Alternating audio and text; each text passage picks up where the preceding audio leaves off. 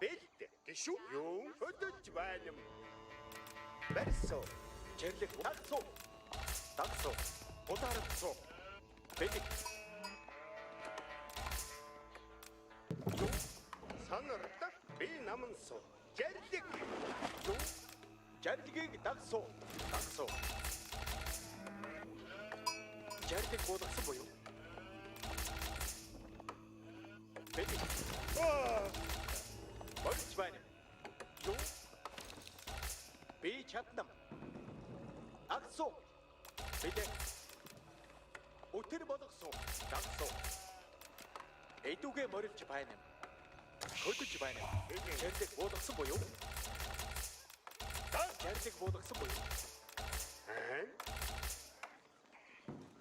Алхад бидэ. Дагсуу. Дагсуу. Хөдөж байна. Морилж байна. Дагсуу. Дагсуу. Өтөр болгосон. Юу? Эллин. Эллин болгосон боёо. Юу? Бид ударсан. Юу?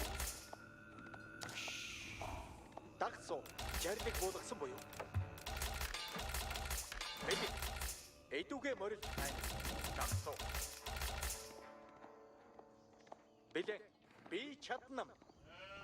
Чирлэг болгосон боёо. Эдүгэ морилж байна. Ударцуу. Юу? Бэлт. Дагсуу. Эй, бистер. Чирлэг уугадарам бэлт. Дагсуу. Бэлт. Морилж байна. Дагсуу. Юу? Бэлэн энароо байна. Чарлиг буудах чарлигийг дагсуу. Бидээ. Чарлиг буудах уу? Дагсуу. Дагсуу. Бидээ. Хөдөж байна. Дагсуу. Би чаднам. Бидээ. Морилж байна. Эдүгэ морилж байна. Юу? Хөдөж байна. Би чаднам. Дагсуу. Эдүгэ морилж байна. Дагсуу. Юу? Дагсуу. Цавчнам. Дагсуу. Бидээ. Өтөр бодгсуу. Буста! Чарлиг буудсан буюу? Бидээ. Бидээ. Дагсуу. Юу? Ай. Дагсуу. Хамига атах бай. Юу? Дагсуу. Бэлэн. Чарлиг буудсан буюу? Морилж байна. Юу? Дагсуу даралцуу. Чарлиг буудсан буюу? Тайлбар. Юу? Дагсуу. Дагсуу. Чарлигийг дагсуу. Морилж байна. Бэлэн. Юу? Бэлэн. Юу? Дагсуу. Чарлигийг дагсуу. Бэлэн. Эдүгэ морилж байна. Удаалцуу. Хөдөж байна. Дагсуу. Билэн.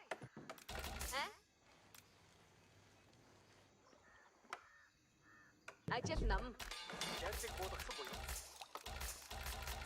Юу? Хүлээж байна. Санат. Дагсуу. Хөдөж байна. Чарлиг буудсан буюу?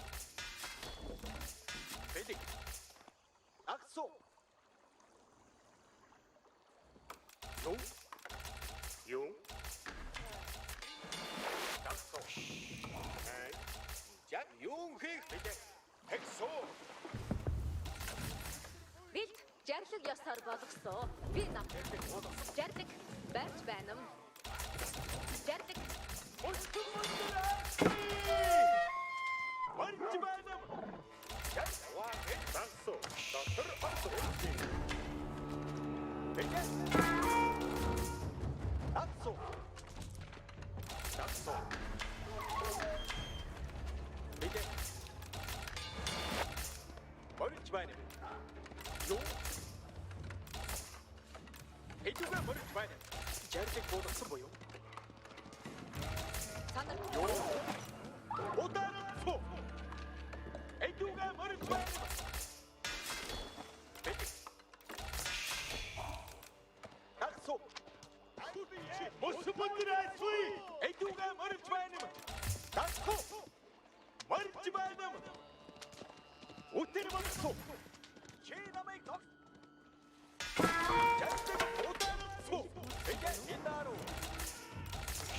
Би чарлиг хөдөж байна. Жарлаг болгох би жарлаг. Яв чарлиг буудах гэж чаа. Санаа. Бэлэг. Санат. Явган тохор хөдөж бод. Тохор тохор ариу хөдөж сүү.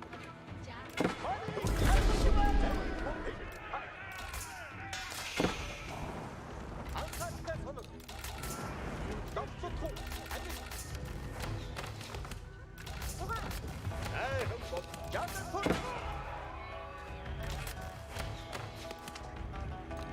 Анхаартай.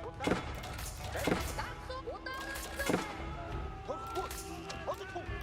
Анаа. Хийнэ.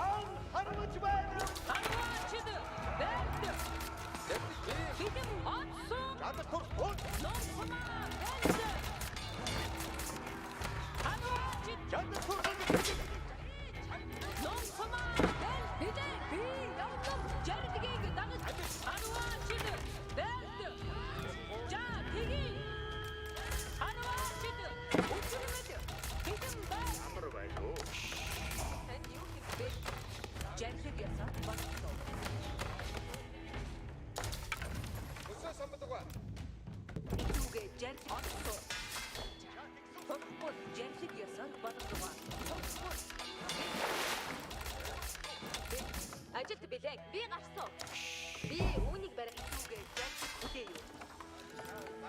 За тэгье. дэдүүгээ зэрэг хүлээ юу. Хурцгүй одгүй. Өдрөг. Жарлаг болгох гэж байна. Хурцгүй өдрөг. Жарлгийг хүлээж байна. Хурцгүй. Намайг сонирхох. Хурцгүй одгүй. Итүүгээ жарлаг хүлээе юу. Бид жаа тэгсэн. Ударах цаг боллоо. Хурцгүй одгүй. Итүүгээ цугаа. Санар. Өдрөг. Хурцгүй. Бид жарлгийг дагаж байна. Хурцгүй. Жарлгийг хүлээж байна. дэдүүгээ Жарлыг хүлээ юу. Бид ажил хүлээж байна.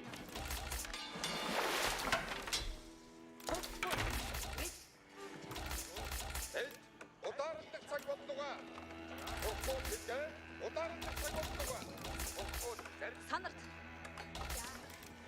харваста цаг боллоо. Бидэм байна. Жарлыг цаар болгодог. Жарлыг арваа. За дэдгээ. анхааралтай сонор. Хурцгүй одгүй. Арваа чид. Цаг удаарлах цаг боллоо. Харваа чид. За тэгсэн. Энд юу хэрэг? Чамгүй гацж байхгүй. Дэдгийг дагдаг. Харваа чид. дэдгээс бодогдоо. дэдгээс онцмаа. Адгүй.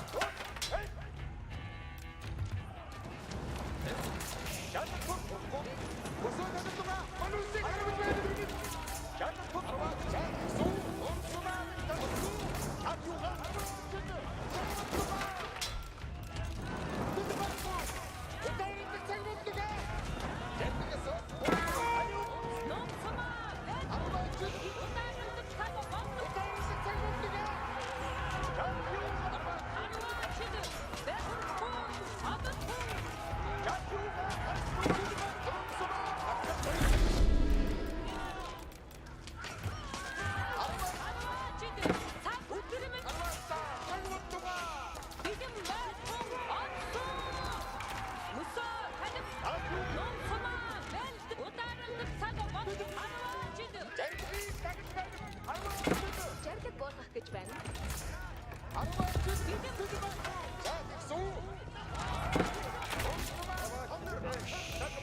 Би энэ байна. Цугаа. Жарлыг ясаар боллоо. Жарлыг ясаар боллоо. Жарлаг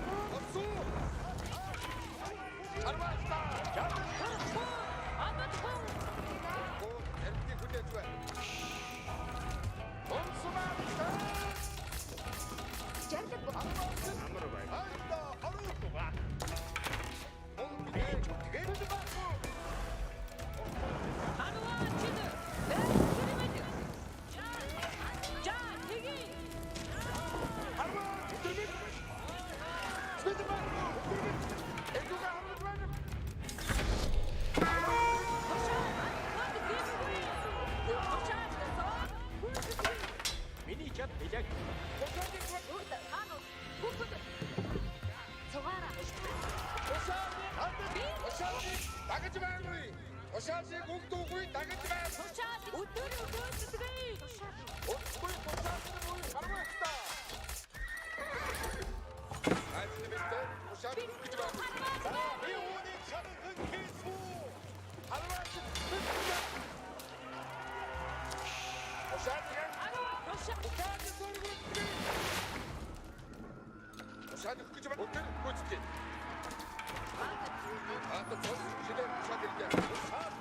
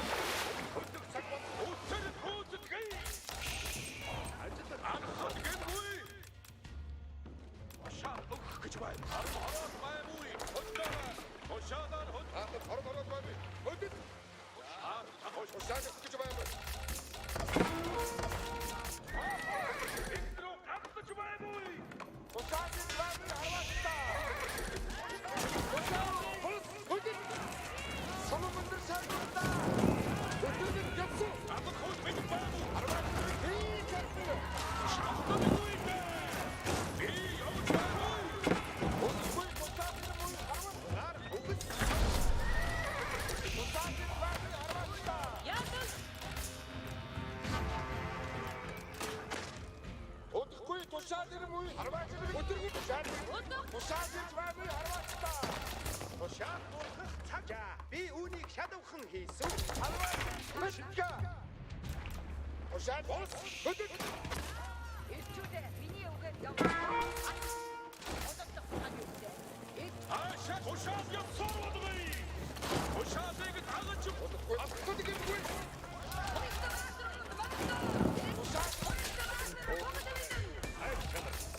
못 찼어. 보고답다. 도샷 보스. 보고답 도샷. 도샷의 공동 보이바. 하루와 이 차트는.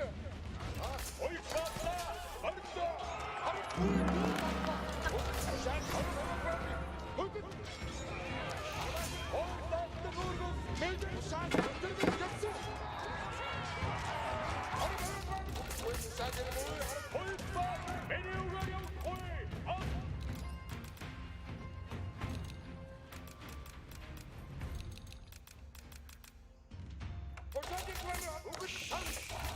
도시한번 잡아. 아차 및 도시아스의 옆서로드베이 샷건을 못해 도시아스 주제 보이스다 아니 도샷다르 못소. 헤드비 날 보이스다 포인트 바게 도시한테서 붙여.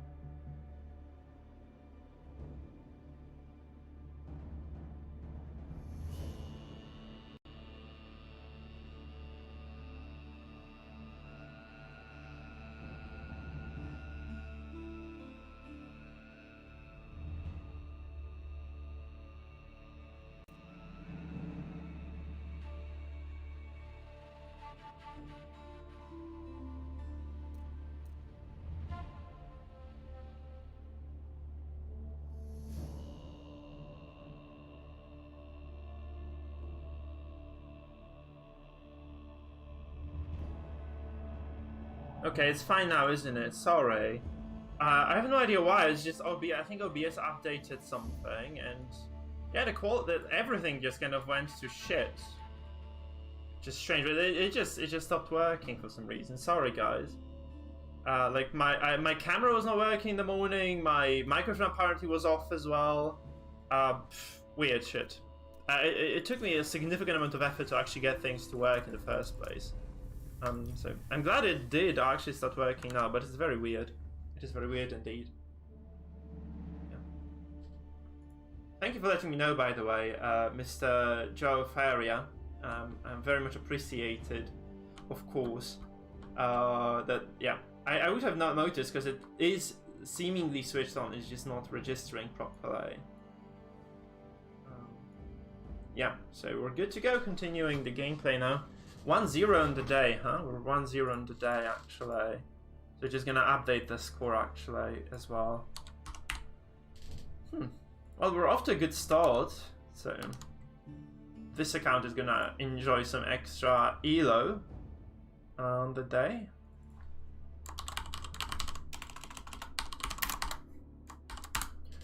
We're currently that's not is it updated? I don't think so. We have 1372 elo. I think we're a bit higher than this though. I'm pretty certain. Okay, we're just gonna mongoloid our way through today. Let's just mongoloid a little bit, because I am.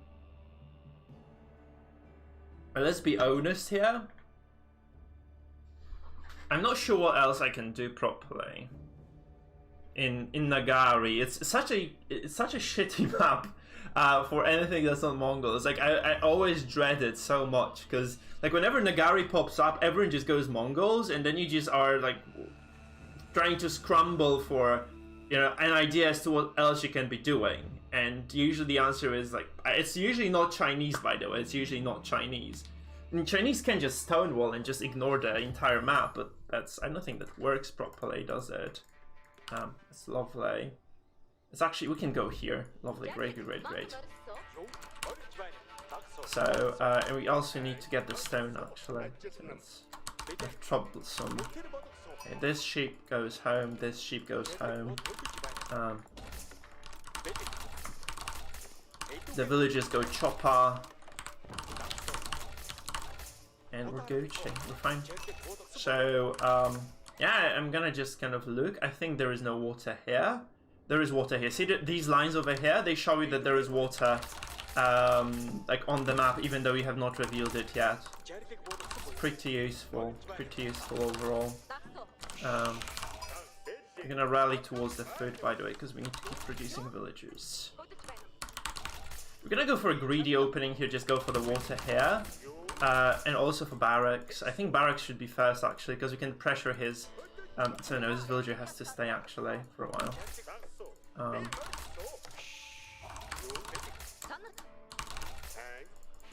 So we go for... we're just gonna go and pressure his water. If he chooses to get any, right? That's the idea here anyway. He does choose, see? He chooses to get water here.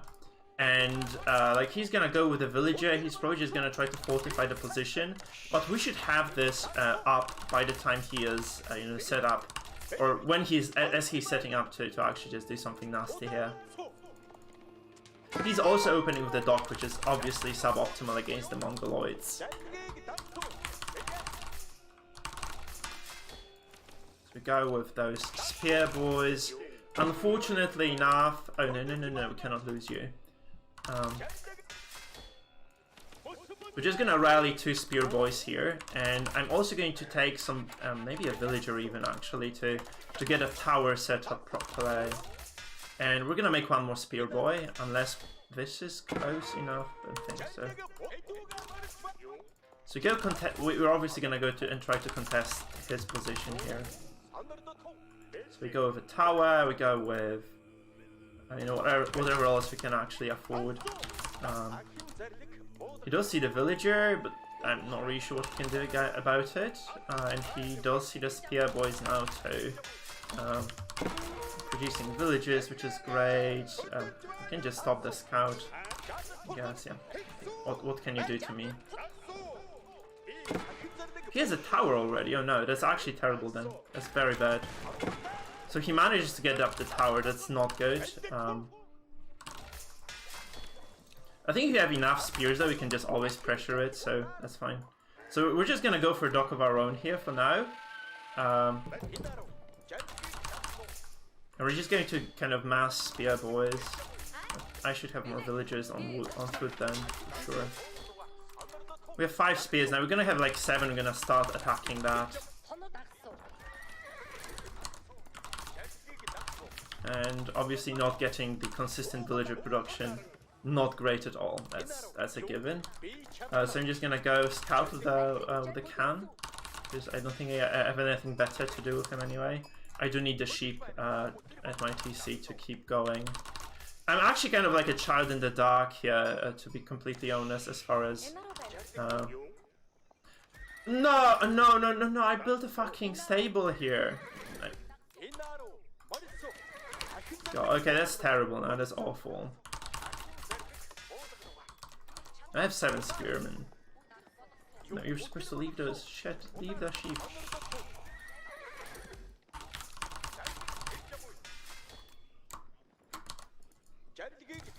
And the scout, we're gonna go now,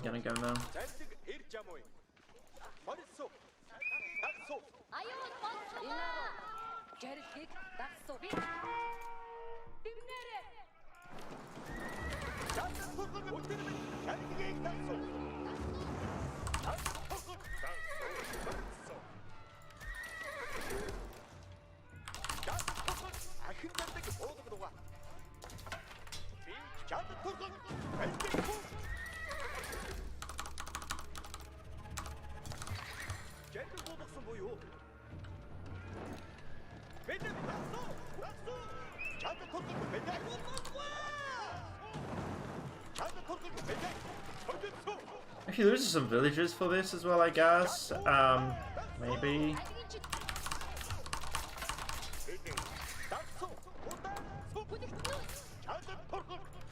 We're gonna obviously keep pressuring this too.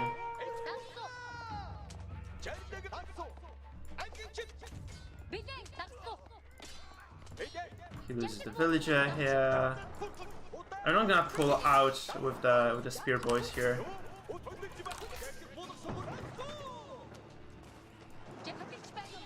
Okay, we're just gonna attack these.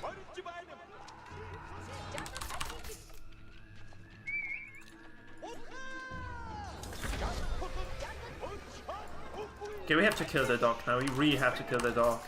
So we're just gonna commit on this before he can manage. Because this is like his main source of food income, right? Okay, he cancels. Don't think he can actually get a fishing boat out at this rate.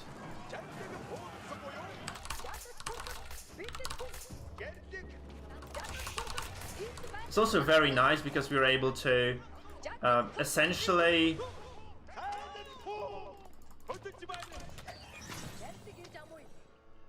force him to move to the other side at least. He's definitely not getting much food income now anyway,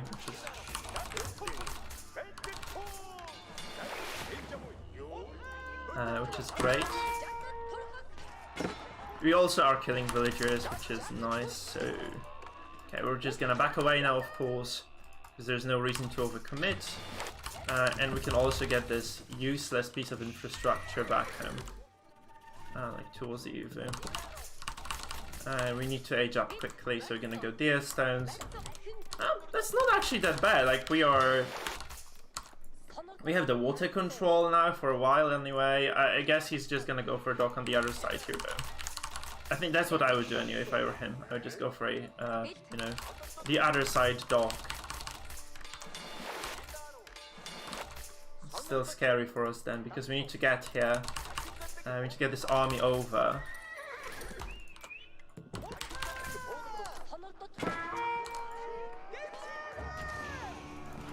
I'm just gonna slide by, to be honest. He has no barbecue of the sun too, so we can actually pressure his wood line here nicely. But I lost some villagers. I lost some units here. I think we can pressure the gold very nicely too. So he's gonna be denied some of the access here. There's a hunt too. How the fuck does it shoot so far? It doesn't shoot this far, yeah. Yeah, we're gonna go for those deer. He's getting towers, he's getting like actually set up over here. He's gonna be contesting the water, that's annoying.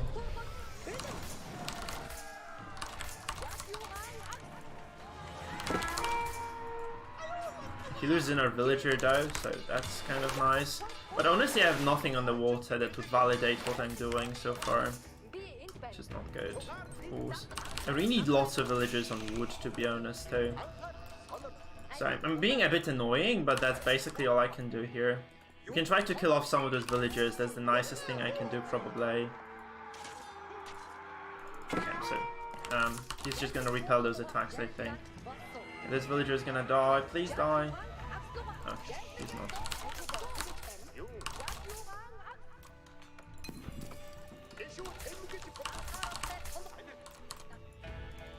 Okay, that's not going good. That's really bad for me now, I think. Because I cannot really siege him over there, like at the north, right? I don't think I can anyway. I mean, we could try to ram wrench this. But he's gonna have ships that will attack me. So, yeah. I cannot commit to the water anymore, that's the sad part. So I'm just gonna have to go north and just claim my own dock, like here I think is gonna be the possibility for me to... So, I actually ran into this. Shit, okay, that's kind of terrible to be honest. I tried to raid him a bit, I guess, but that's... I'm not sure if that's even optimal play anymore.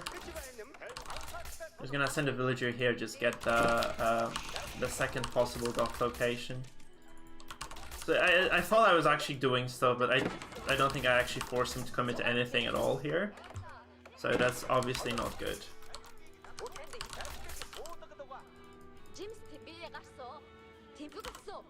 Yeah, I had too little pressure. I should have just immediately, when I was doing this, I should have just rallied 2 or 3 spearmen to the north. That was the correct play for me. I just never did it. So yeah, now we're in trouble, of course. So we have this useless piece of infrastructure here.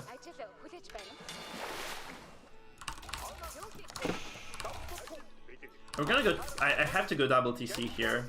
He's gonna go Song as well, I believe, which is obviously gonna be a pain in the ass. Too. I'm gonna get a tower as well, like here maybe, so that I can always see what he's doing. We're just gonna try to go double TC and then we're gonna try to raid him a little bit maybe.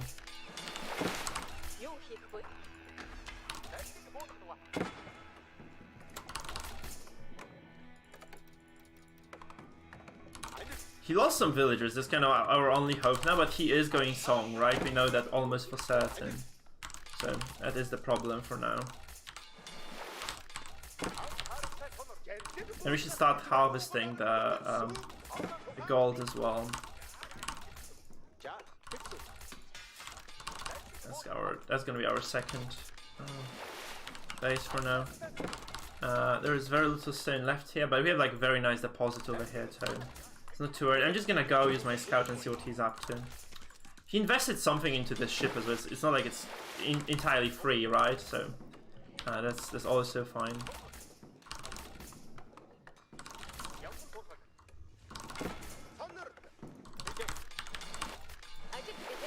So he lost some villagers. He invested into the ship. I think we're good. We're not good, but we're acceptably bad in terms of the shape we're in right now. And we're just gonna go like, full cavalry, I think, in castle. I just need to see what he's doing, honestly.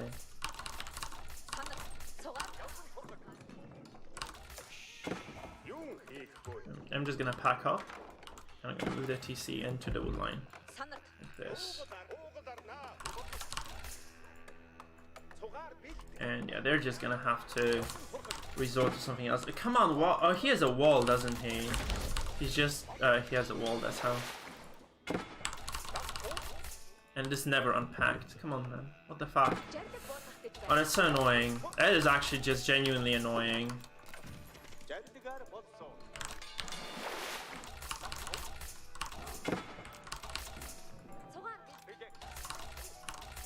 Okay, Okay, so we go to the next stage too, very soon.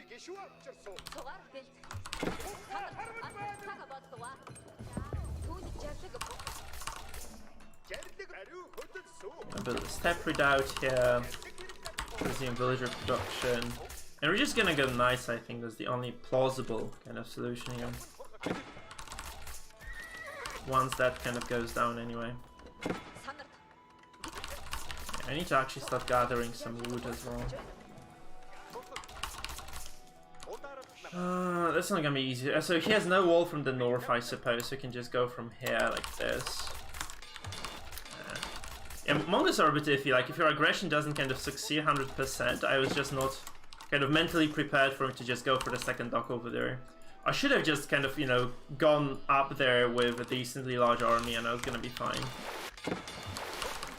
Just 4 spearmen or something would have broken that. Wide open, really. I need these villages, actually. So this rally is here as well. And yeah, we're just gonna go up to a few stables soon. We have enough to just start producing knights. Oh shoot, anyway.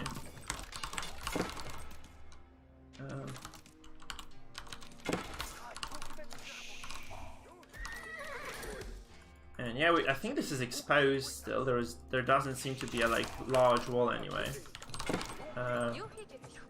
We're gonna go with the blacksmith, just gonna build it on the side here. Yeah, I'm just gonna start attacking this since I need to break this wall anyway.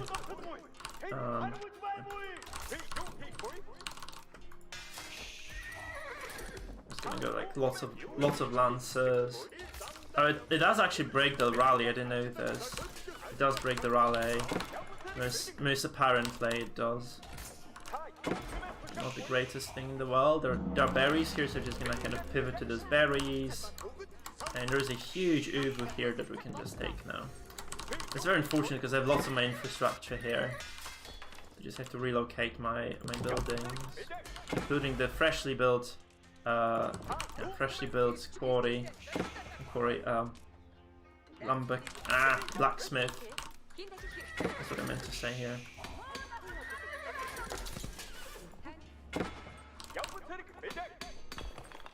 Is it gonna cancel that completely? No, it doesn't. So, like, whatever you queue up, you have queued up for good, I guess. That's nice.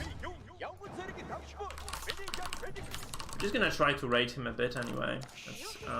That's the plan. I'm gonna get some more stables. And there is also, this tower is actually shooting. Fuck no.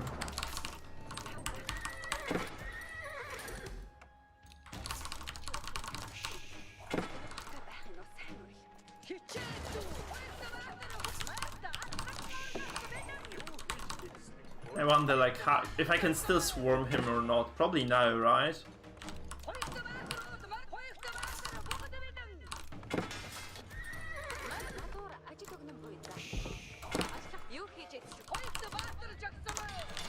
I stopped producing ships, which is also not the smartest move, I would wager. Are we breaking through, in fact? I think he's getting, like, second layer of walls, just to kind of be safe. Yeah.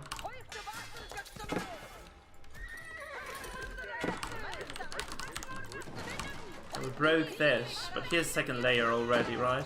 He has also a keep here, so it's not possible to contest this position at all. Can I just slide by? I think he doesn't know this, but I can just go by the keep. Yeah, nice. But it's gonna be expensive for me. I'm gonna lose some stuff here. So it's not great. But he has knights too. Oh, no. That's a terrible idea. Oh, GG. He's got this game now. I can't do anything. He has like 4 knights, 5 knights there.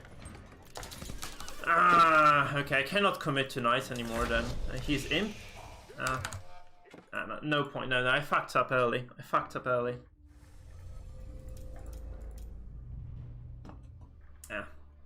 Nope. That was a terrible game by me, because he was really not doing anything here. I just opened, like, I could have just destroyed his economy completely if I had just gone for that, like, I just needed to get rid of his second dock, right? I just kind of had to, I was supposed to cover both openings that he had. like the northern and the southern dock, and I just didn't do this and I lost. That's basically all you need to do. I was just not thinking logically, and yeah, that cost us the game. Hello guys, by the way, if you're new to the stream, please remember to follow, subscribe, you know the drill. And not all games are gonna go great. That's just the premise here. Especially that I have no idea how to play against proper Chinese players. Very few players can do good Chinese play. Sorry, excuse me. So, yeah, going against it is relatively a tough ask, to be honest, because I have no idea how to play against it. Like, very few players have been able to just kind of consistently defend anything at all, as the Chinese. So yeah, that's the thing. I could have... he was really bad at defending as well. I'm kind of surprised he managed to get anything going, because he lost a lot of villagers. He had like terrible micro. But yeah, he macroed up very nicely in the end, right? He had like nice villager count. But he lost a decent chunk. I was not producing villagers though, because I went for spearmen. High view. Let's do Strelbora for high view. I like to Strelbora here, so we're gonna Strelbora. Let's go for Strelbora. How are you guys doing, by the way? Welcome to those of you who are like, kind of revisiting again. You guys having a lovely 2022? Oh no, that's Mongoloids. So he also loves to go for those aggressive maps then, I guess. So for aggressive high view maps. Seems to be the case anyway. Do we go like professional scouts here actually? That's my question really. Do we really go for like for pro scouts down this map?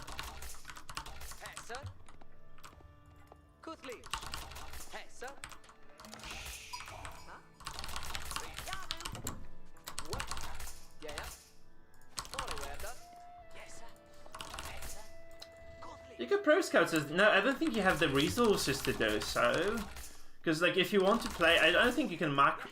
Oh, do we macro against this guy maybe? I mean, we have very exposed gold, so that's something that you have to kind of consider. I mean, you can play defensive as the English, right? Quite well, so you can just get those archers and outrange your opponent. So maybe we should actually just do it. Maybe we should just go for like double TC build or something very greedily. I'm just gonna go and see what he's doing first, though. That's important to know. I've not found many sheep, so that doesn't kind of give me much purchase into later stages of the game. Okay, we are kind of Gucci now. I'm just gonna go cover this strand, just go back, deliver those, because the worst thing that can happen to you is like when you run out of sheep, and this is actually happening right now. So we're just gonna go, I think, straight to base actually.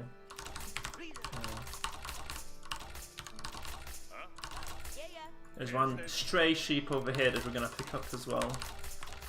So we go for like relatively fast A job, right? We're just gonna go towards that castle, sorry, feudal, and I think we're gonna go double TC. We're gonna try to go double TC.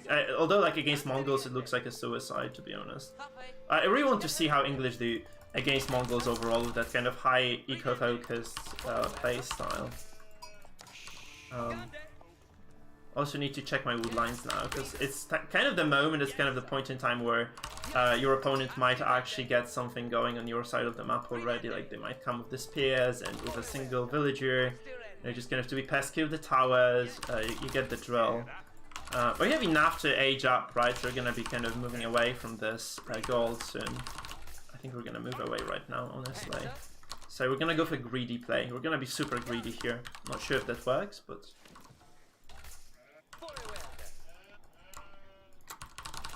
Yeah, with more sheep. I'm not sure what he's doing then, because I have not seen anything from him yet. I need to go to his side of the map, I think. So we go up the council hall. We send more villagers here, so we're gonna go up with 3 villagers. We're gonna have like only 3 villagers remaining at the end on the food as well. He has a stable. Weird. That's actually very strange.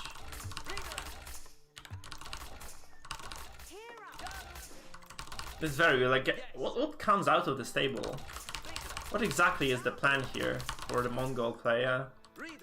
I mean, Is it just gonna be professional scouts? I don't know. I don't really know. I have no answer to this yet. Hopefully it's gonna change in a while.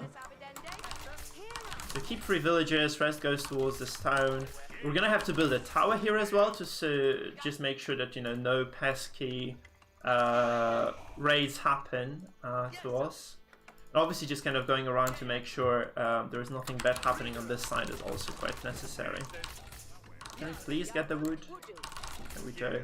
So we go up with the tower. There's 5 villagers here, so that's exactly what you need to have. I need to put it here though. It needs to be slightly forward. And we need to rally everything towards the wood now.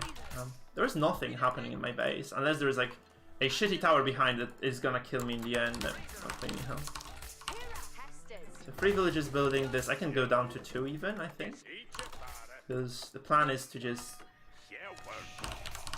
And there is a single can here. So he sees me, like we just kind of politely nod heads to each other, I guess. That's the entirety of the interaction here.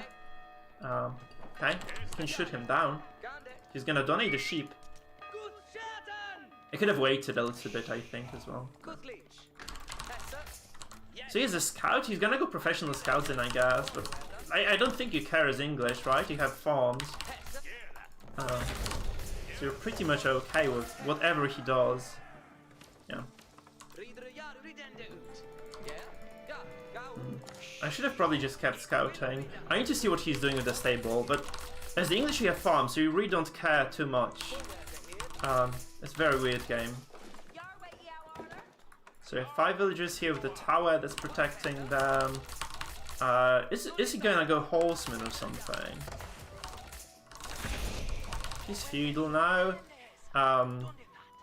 He's making scouts, so he's just gonna go professional scouts here. That's kind of fine. I'm okay with this. Like, I don't care. I couldn't care less, to be honest, about it.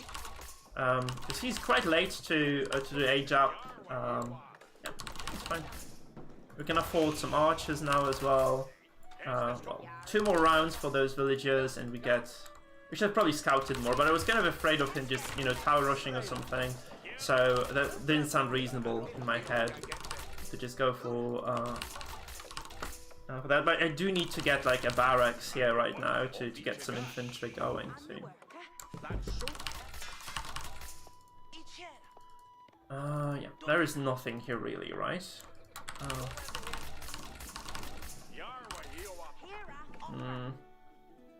So we can go and secure this these berries, I guess, with the second TC, like here, like so, and we're gonna be fine. And yeah, I'm gonna go to his base and check again, because I'm kind of baffled by what he's doing. He's very passive for a Mongol player. So he's attacking here. I'm fine with this because I already have second TC, and I do have an archer here as well, so I can make more in the matter of seconds, really, right?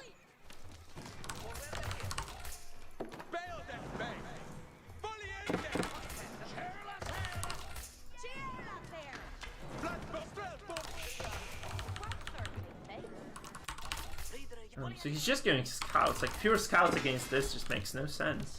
Okay, so he does get the burning damage, and he does actually manage to kill the tower. I mean, I got my stone lore in, I'm on double TC, so I think I'm okay with this, to be entirely honest with you. I'm gonna have like 2 spears, 2 archers here. I'm just gonna go check again. So he's gonna go blacksmith, he's gonna go traders, okay, that's weird. So, yeah, it's actually very nice for me, because I'm gonna have lots of archers and lots of spears. I can actually just go and intercept his trade route. I just need to figure out where he's going to trade with. I think here. He has a stable and archery range. Okay, cool. And a blacksmith now as well.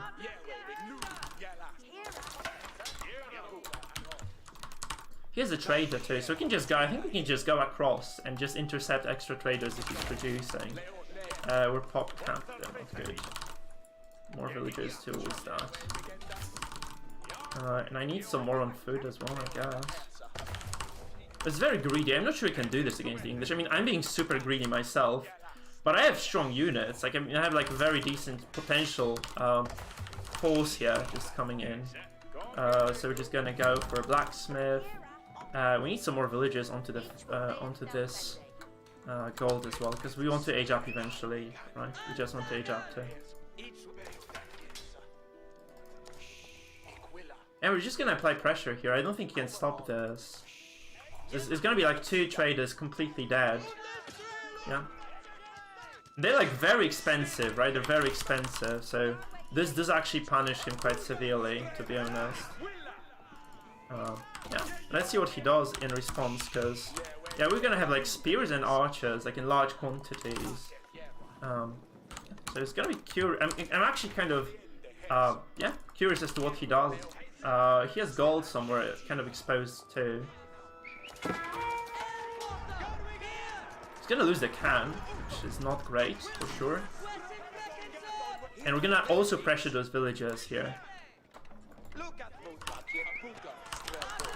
He's gonna lose some villagers for sure. We're gonna Strelbora the hell out of him, man. Okay, nice. So we just back away. Yeah, we have pressure on the map now. So just Strelbora this villager too. He's gonna go castle, but he loses a lot here. Thank you for the follow, or yeah, YouTube sub, mate.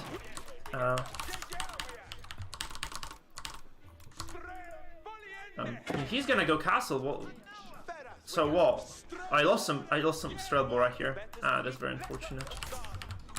Thank you for the follow, Joseph. Welcome.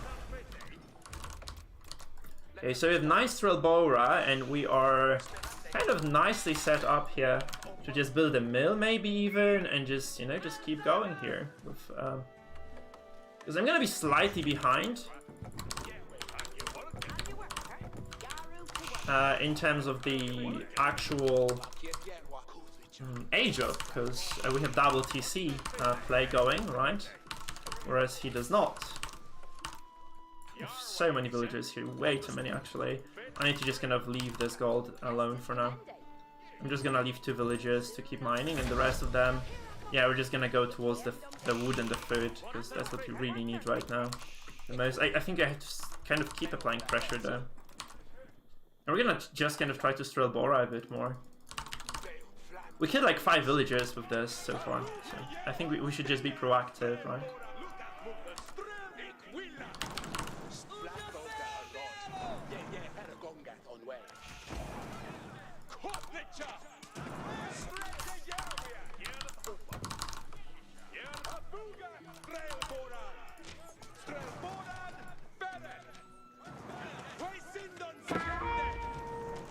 Okay, the villager is dead.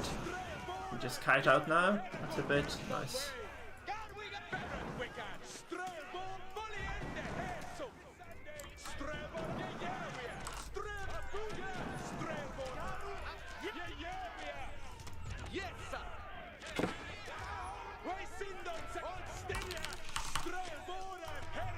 Okay, we can just back away now, I think.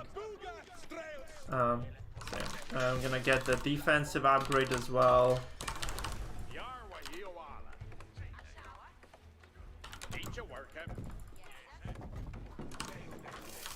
And these villagers, I mean, yeah. Shit, that's terrible.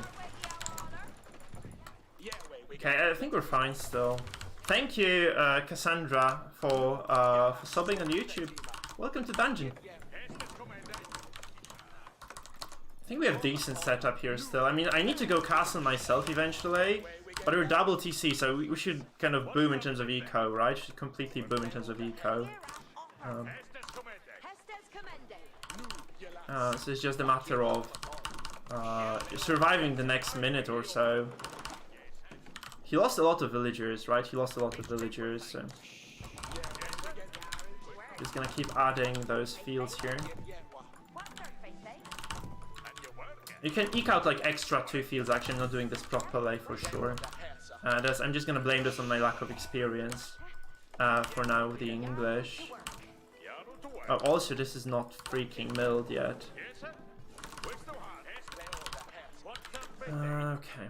I think we're fine. Like, we're almost there. in terms of the... I'm not sure what he's doing though, so I'm gonna take the scout again. I'm just gonna go across the because we have been kind of passive here, to be honest. I'm gonna go with King's Palace. That's gonna be the third TC, so triple TC play it is. And I can actually start producing archers again, and we can get some MAAs. If he... Let's see what he's actually up to as well. Because he lost some units to the pressure, right, which is great. So he has some archers, he has a couple of scouts, he has nothing so far, literally nothing.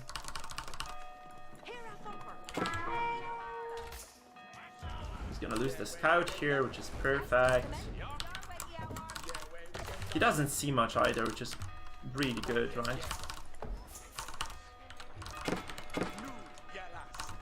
Oh, he has actual knights here too, okay.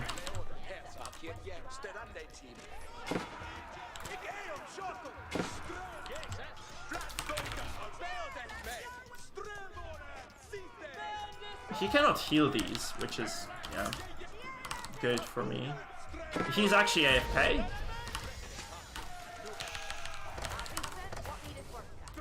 So he's gonna lose both knights for nothing. And that's actually amazing for me. And we need to actually get some, yeah. We need to get some units going. I actually need to have some infrastructure. That's the most important thing right now. So we're gonna wall a little bit just to kind of have the safety here, provisional safety. Yeah.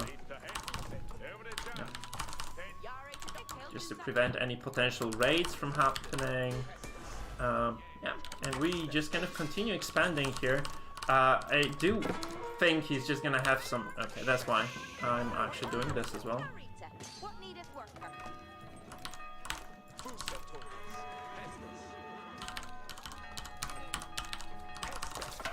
Yeah, we need infrastructure, so...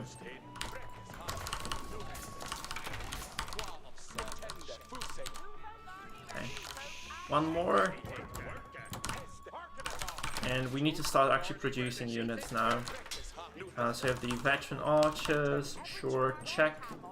I need to get the improved gathering for resources. I probably should get the wheelbarrow as well. That's kind of on the list too. I'm just gonna move this villager over here, the house here, and you have to just rebuild those barracks, man. Okay.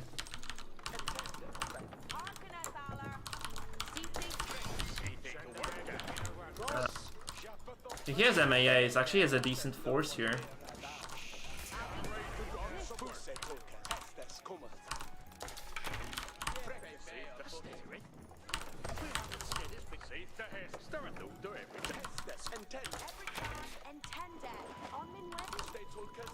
And we need to have our own MAAs then.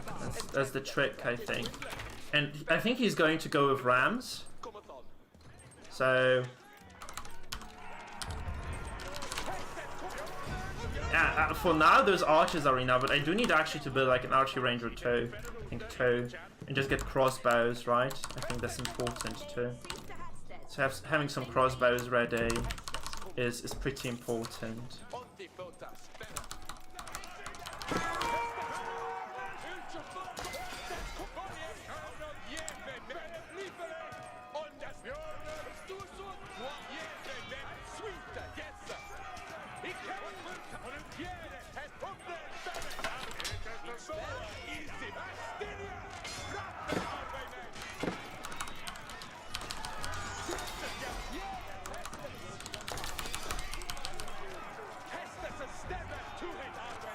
Not sure how it's working for him, really. I need to move those villagers out, though.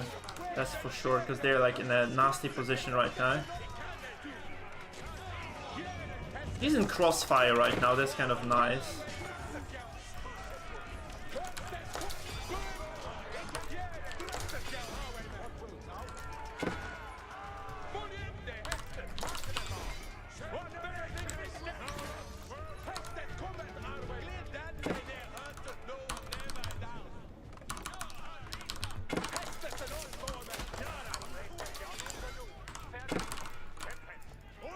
So I think we repelled the attack mostly. That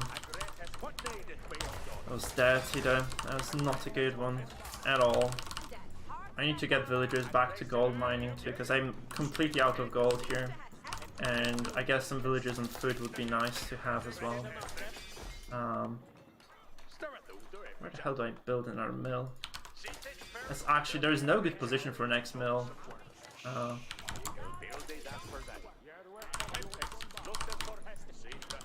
I'm just gonna have to wall this, like maybe this and this. This. That's really long wall, but there is no good wood line here.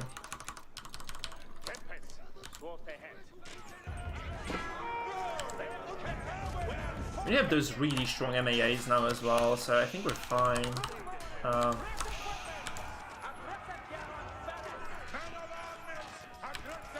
They're super chunky. The English MAAs are like the chunkiest boys in the world.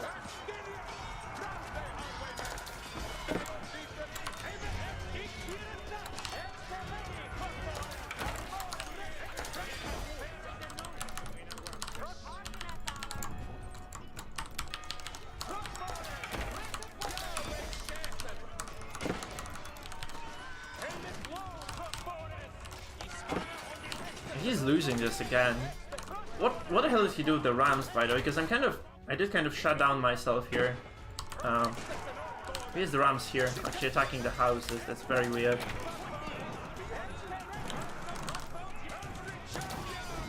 He can't break me like this. He needs artillery, right? To actually do anything to me here.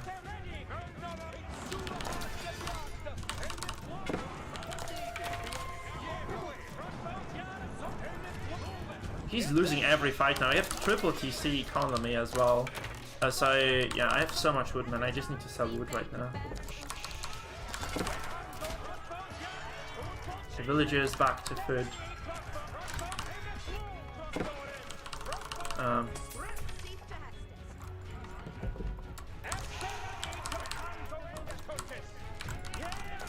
No, I can't say that. Pink cheese, green goes. I'm not sure what you mean. Probably it's a meme. I'm maybe just...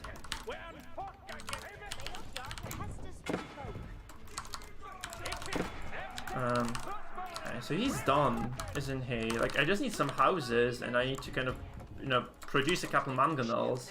Just go across the map and end it. Relay. You know, I can go monastery as well. It's kind of late for now. Yeah.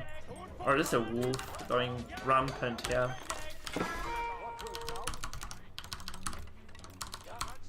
What's attacking me here? Oh, there is a scout. Not cool. I mean, yeah, so...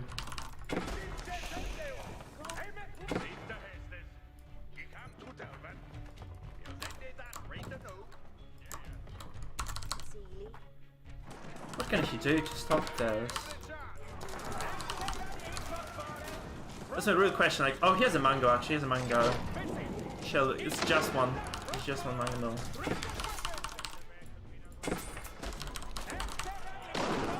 Here's a massive army, actually. We have to back away now. Never mind. It's not chill at all. Yeah, there's one mangonel too many. I mean, I'm gonna have like I'm gonna have some spring gold, so that's fine.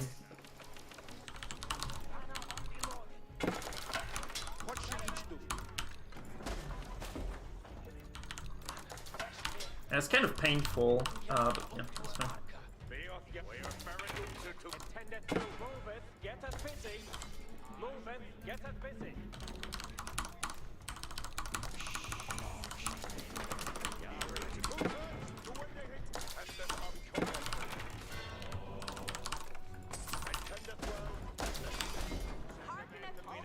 I think I have enough gold miners here to support any sort of play. Do we have a mango? I just need some spring golds now.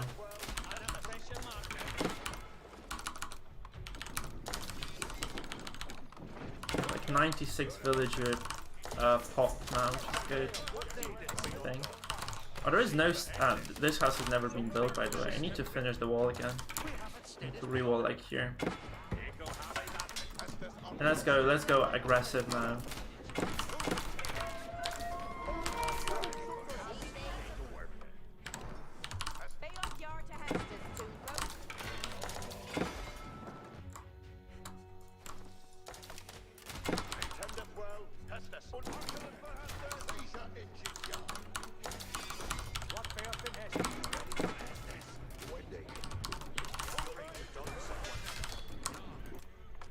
You rally across. Now we have Springles, right? So we have like something that deals with artillery fairly well.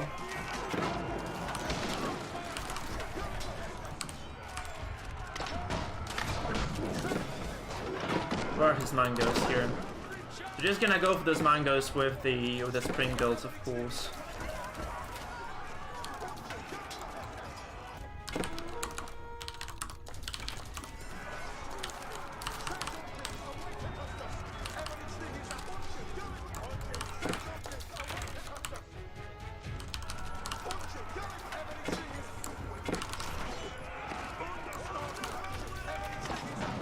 There's one mangonel, and we should just use this.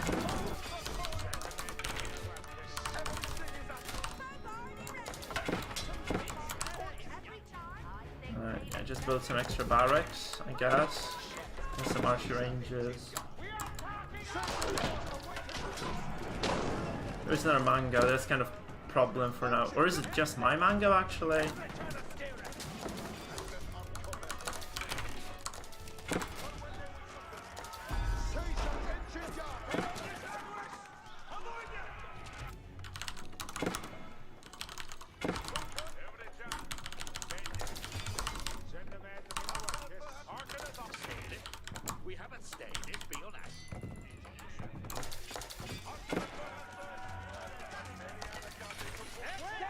Okay, he's building another mango here, which I'm fine with, I guess.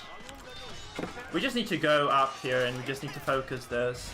I think the mangonels, like, which are being built are the same, like, they're the same as the actual normal units that are being built. Okay, in the sense that, like, the infrastructure just has no armor. So he has no armor here. Is he still trading? I don't think it matters, to be honest, but I think he is.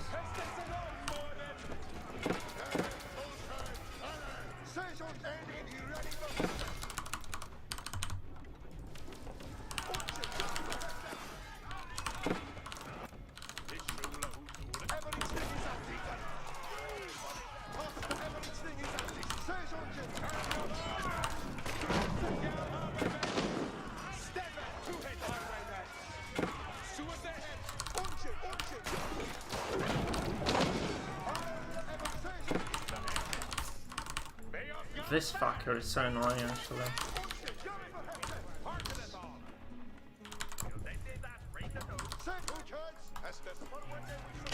He's dead, essentially, right? He's essentially just dead.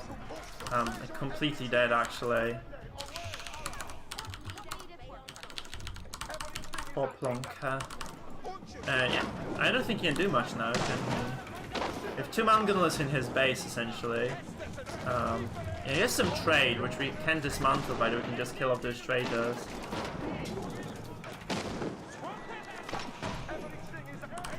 Yeah.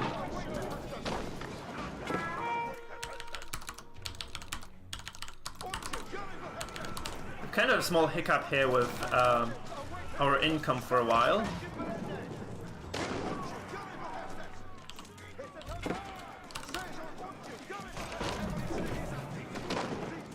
Goodbye, villagers.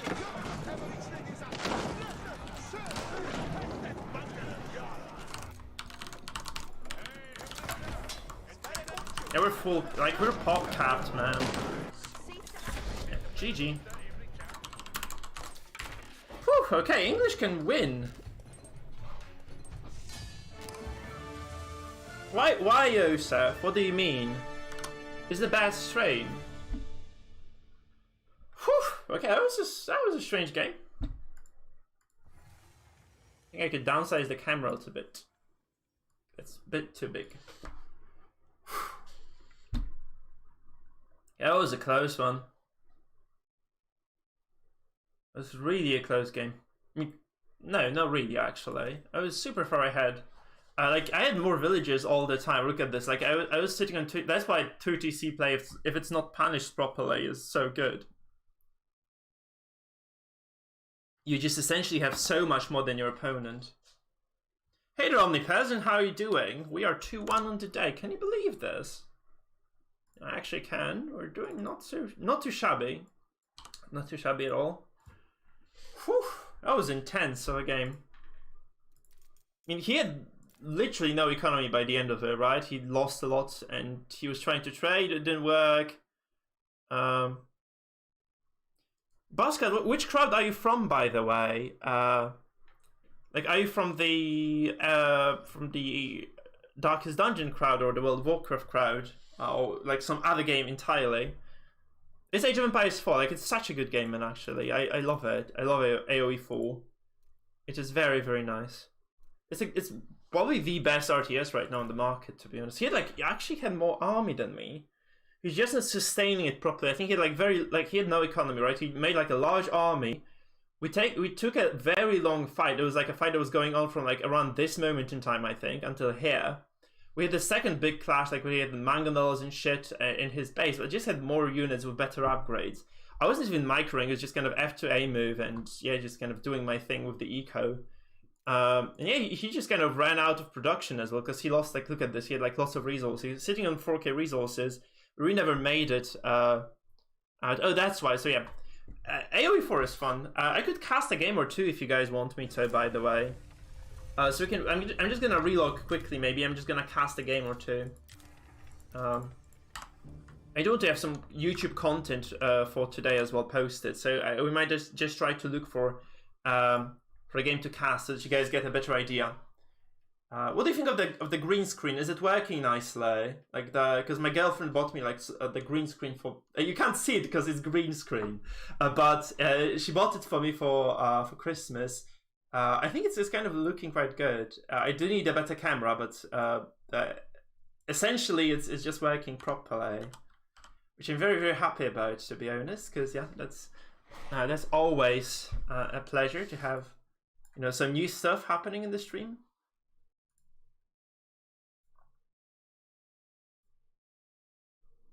Okay, so we're gonna go and try to log to my main account now, where I have lots of the pro players as friends. I'll try to cast 1 or 2 games. Sure, Omni. See you around. See you around, man.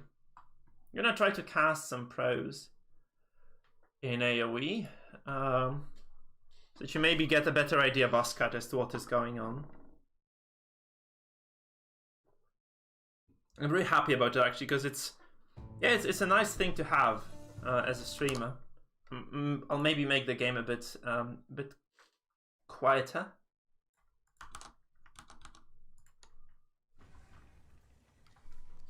Oh, yeah, but so many good players.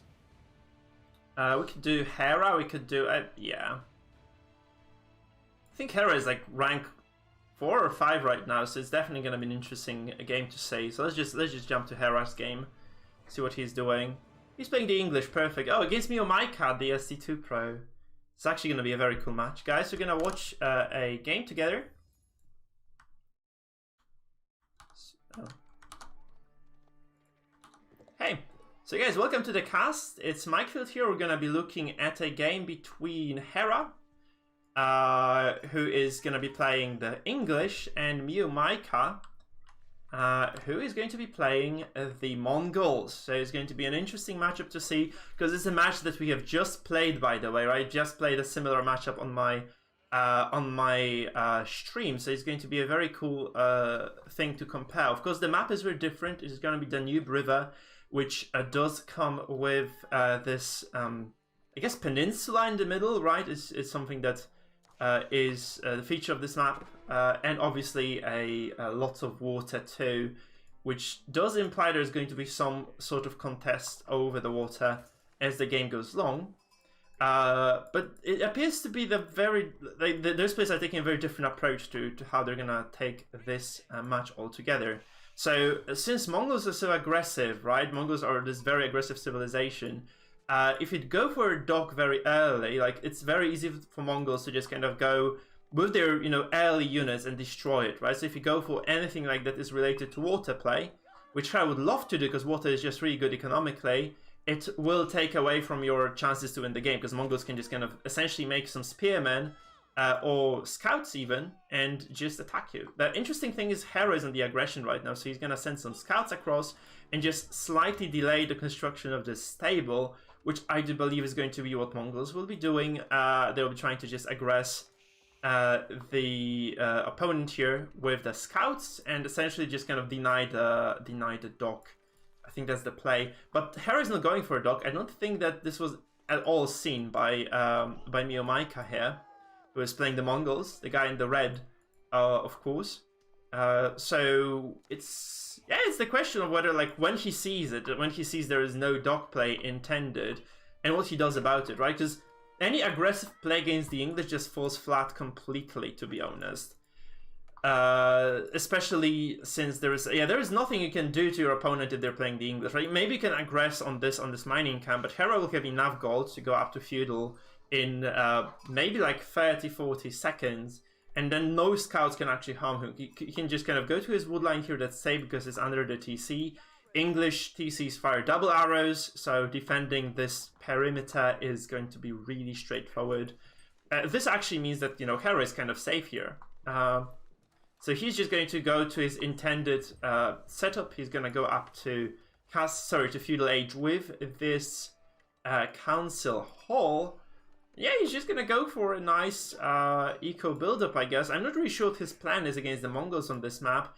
Miomaika here, you see, is going towards the dock first, so he's probably going to go up towards feudal relatively soon, but going for a dock obviously delays you a bit, so he's going to start working on this 200 gold right now.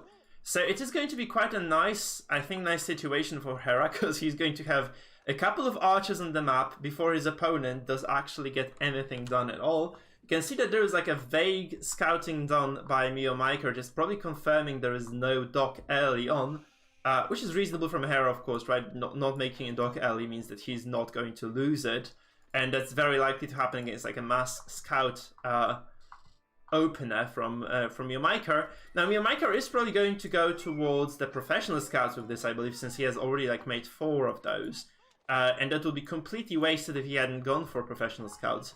The problem is that this is a hybrid map, right? So the feature of hybrid maps is that there is fish on them. So fishing is generally speaking more profitable than just, you know, harvesting the food from the ground.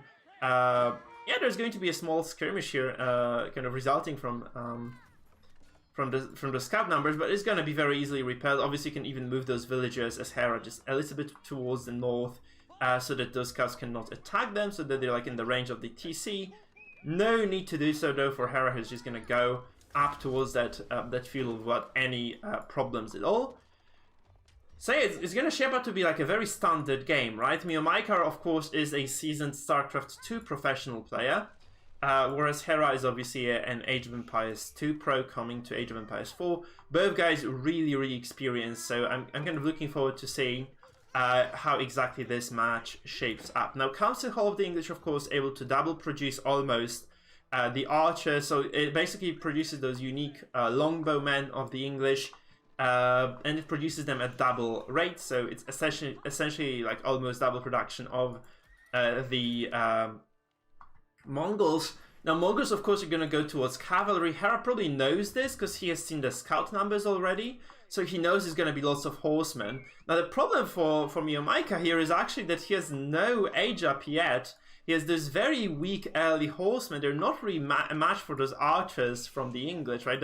Those archers have more damage. It's just really going to be very, very annoying, I think, for her to deal with this. They have some extra damage against the ranged units, so they can, in large numbers, swarm the archers of the English.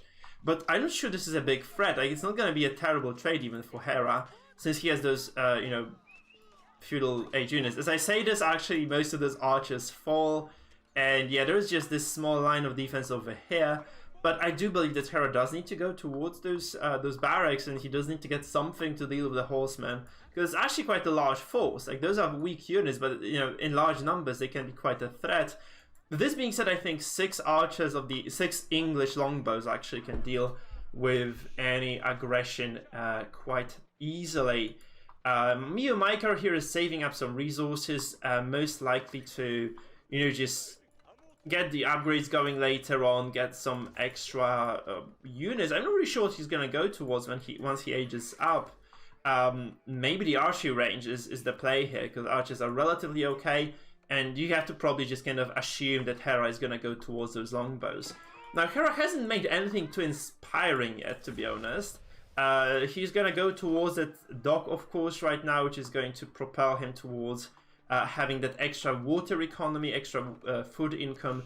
But his opponent is sitting already on 5 fishing boats, so it's not that great overall for Hera. You know, he's not starting with a big advantage as it is, which obviously is not too great.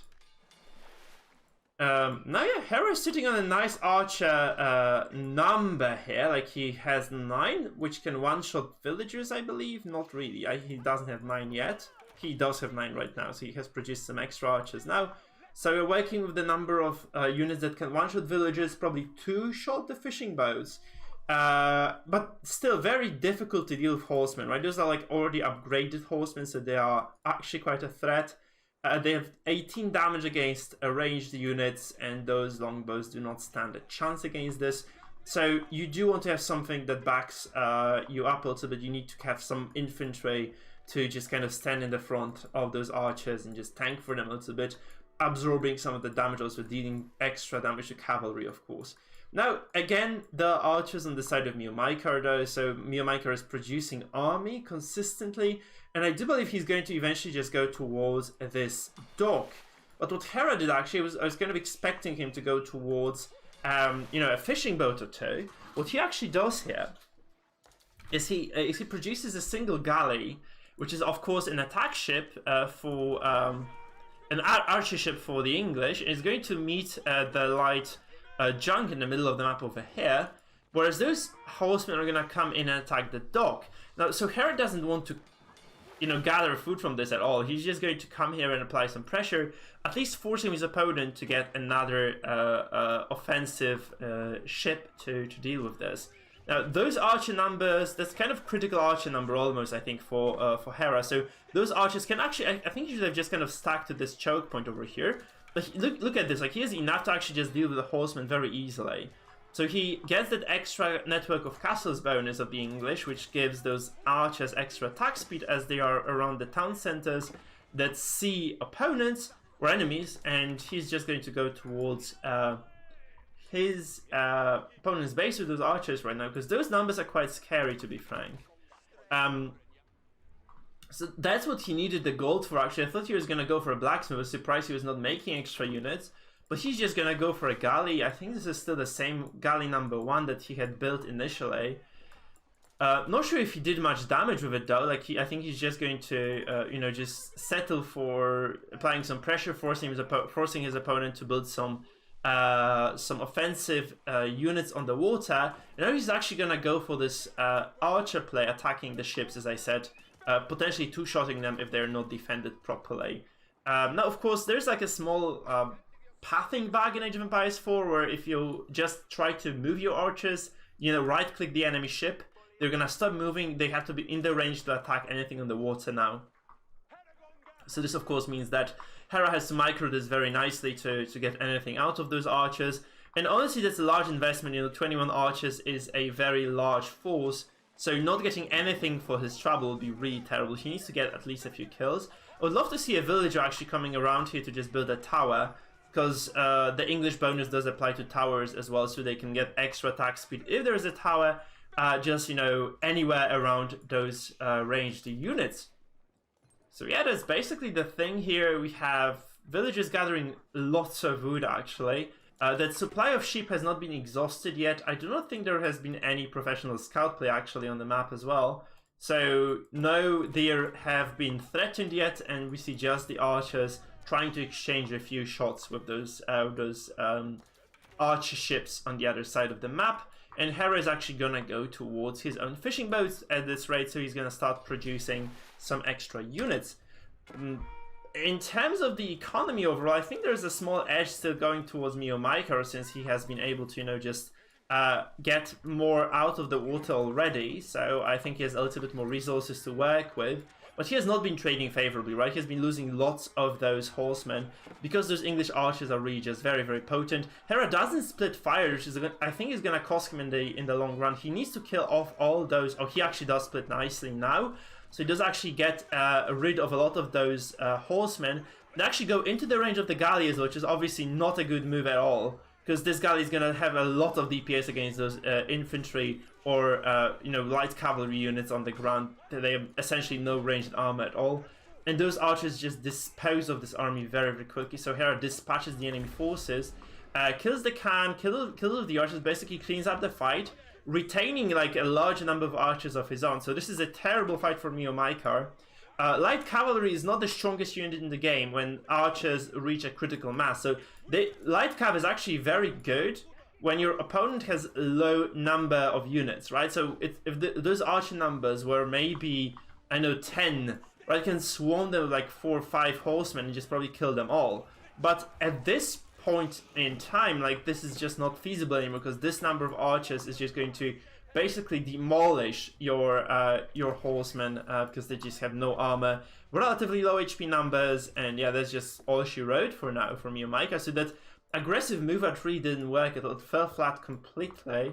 And I do not think there are any openings right now for the Mongols to be aggressive on the map. So I'd like them to see, actually, what I'd like to see them do is maybe try to be a bit more passive. Mio Maikar is going, I think he's going towards the second TC with, you know, very large wood income, right? I think he's just gonna gear towards that second TC play, and maybe just he'll build from there. Of course, Hera, I think Hera is actually stockpiling resources already, and seeing that he has 600 gold and 600 food, he's almost there for the feudal age, in fact, so it's going to be quite a nice move overall. By the way, Mio Maikar just sends those 2 fishing ships. No, those are actually 2 light junks, never mind, so he's just gonna send those over here. And he has like a large force on the water that does actually get rid of lots of the forces of Hera here. He kills the galley off. He has like those ships still alive. He might lose those 2 light junks. Actually, I don't like this play. I don't think this was smart at all. He's going to sacrifice those 2 rather expensive units on the water. So, yeah, they're just going to slowly die as those archers eke out, you know, like a hole in their HP bars. Actually, those light junks over here are gonna be repelled completely, as well, so they are not going to be able to deal with this galley, which has more armor, more damage, overall is like way sturdier, so like probably like 40% more HP. So that's not a good trade again for Mio Maikar. So Mio Maikar has been taking terrible trades across the board. He doesn't eventually even go towards that second TC. I don't see anything that would indicate that. He's gonna go towards like heavy water play instead. You can see like lots of those ships in production. So you have like lots of horsemen and a large number of those light junks here. It's gonna be 4 produced right now. We have actually a triple dock here on the water. So it's a large commitment actually to the water play from Mio Maikar. And I think Hera is just kind of comfortable for now. Obviously he has no good economy though. So but he's gonna go towards the castle now. He's gonna get the second TC out of this. I think he has enough resources to age up right now. And he does drop this kind of forward King's Palace. Yeah, so it's going to be the TC indeed, yeah. I'm surprised it's just so far forward. I'm also kind of baffled he has not built it here. I think there's enough space and that this should kind of have protected, you know, more. Also, maybe here would have been better. But, of course, it's kind of nice defensive play. The problem is he's going to completely lose the water control because this is like a large number of ships. There's 9 light junks. And I do not believe that this is the number of units that you can comfortably fight against. So anything on the water for Hera is going to be under severe threat. And yeah, it's just going to be a very nice force, just kind of consistently harassing, thinning out those boat numbers on the Hera side. Which obviously means that Hera is relatively safe here right now as well. So Hera is going to play safe right now. He's going to just probably relinquish those docks altogether. I'm not really sure what he can do in terms of just kind of playing offensively in here. He's just going to be able to defend us with the archers to some extent because those light junks have relatively low armor. And he's just going to go up to castle. So I think it's kind of still very nice game for Hera because he's able to go up to the next age. But I do think Mio Maikar has a nice economic advantage right now. He has way more workers active. And still 1 TC, but it's fine, I think. If you have like full water control, you don't need to have another TC because those fish are not going to be exhausted anytime soon. Look at this, there's lots of fish on this side of the map, probably like several thousand actually. So I do not think that Mio Maikar has to care too much. Actually, he comes out right now with those horsemen attacking those longbows. longbows get the upgrade from the castle age, but this is a large number of horsemen. So this is a very committed attack though from Miyomike, I have to say that, right? So these horsemen are enough to thin out the number of archers here, and those boats are enough to actually kill the Dokov eventually. But Hera is going to go towards the Hulk, so Hulk is going to have a very nice advantage against those archer ships, of course, with 6 armor and 100 ranged attack that you can use by rotating, right? So I do believe this is actually quite a nice overall play from Hera, but Hera does lose some control on the ground.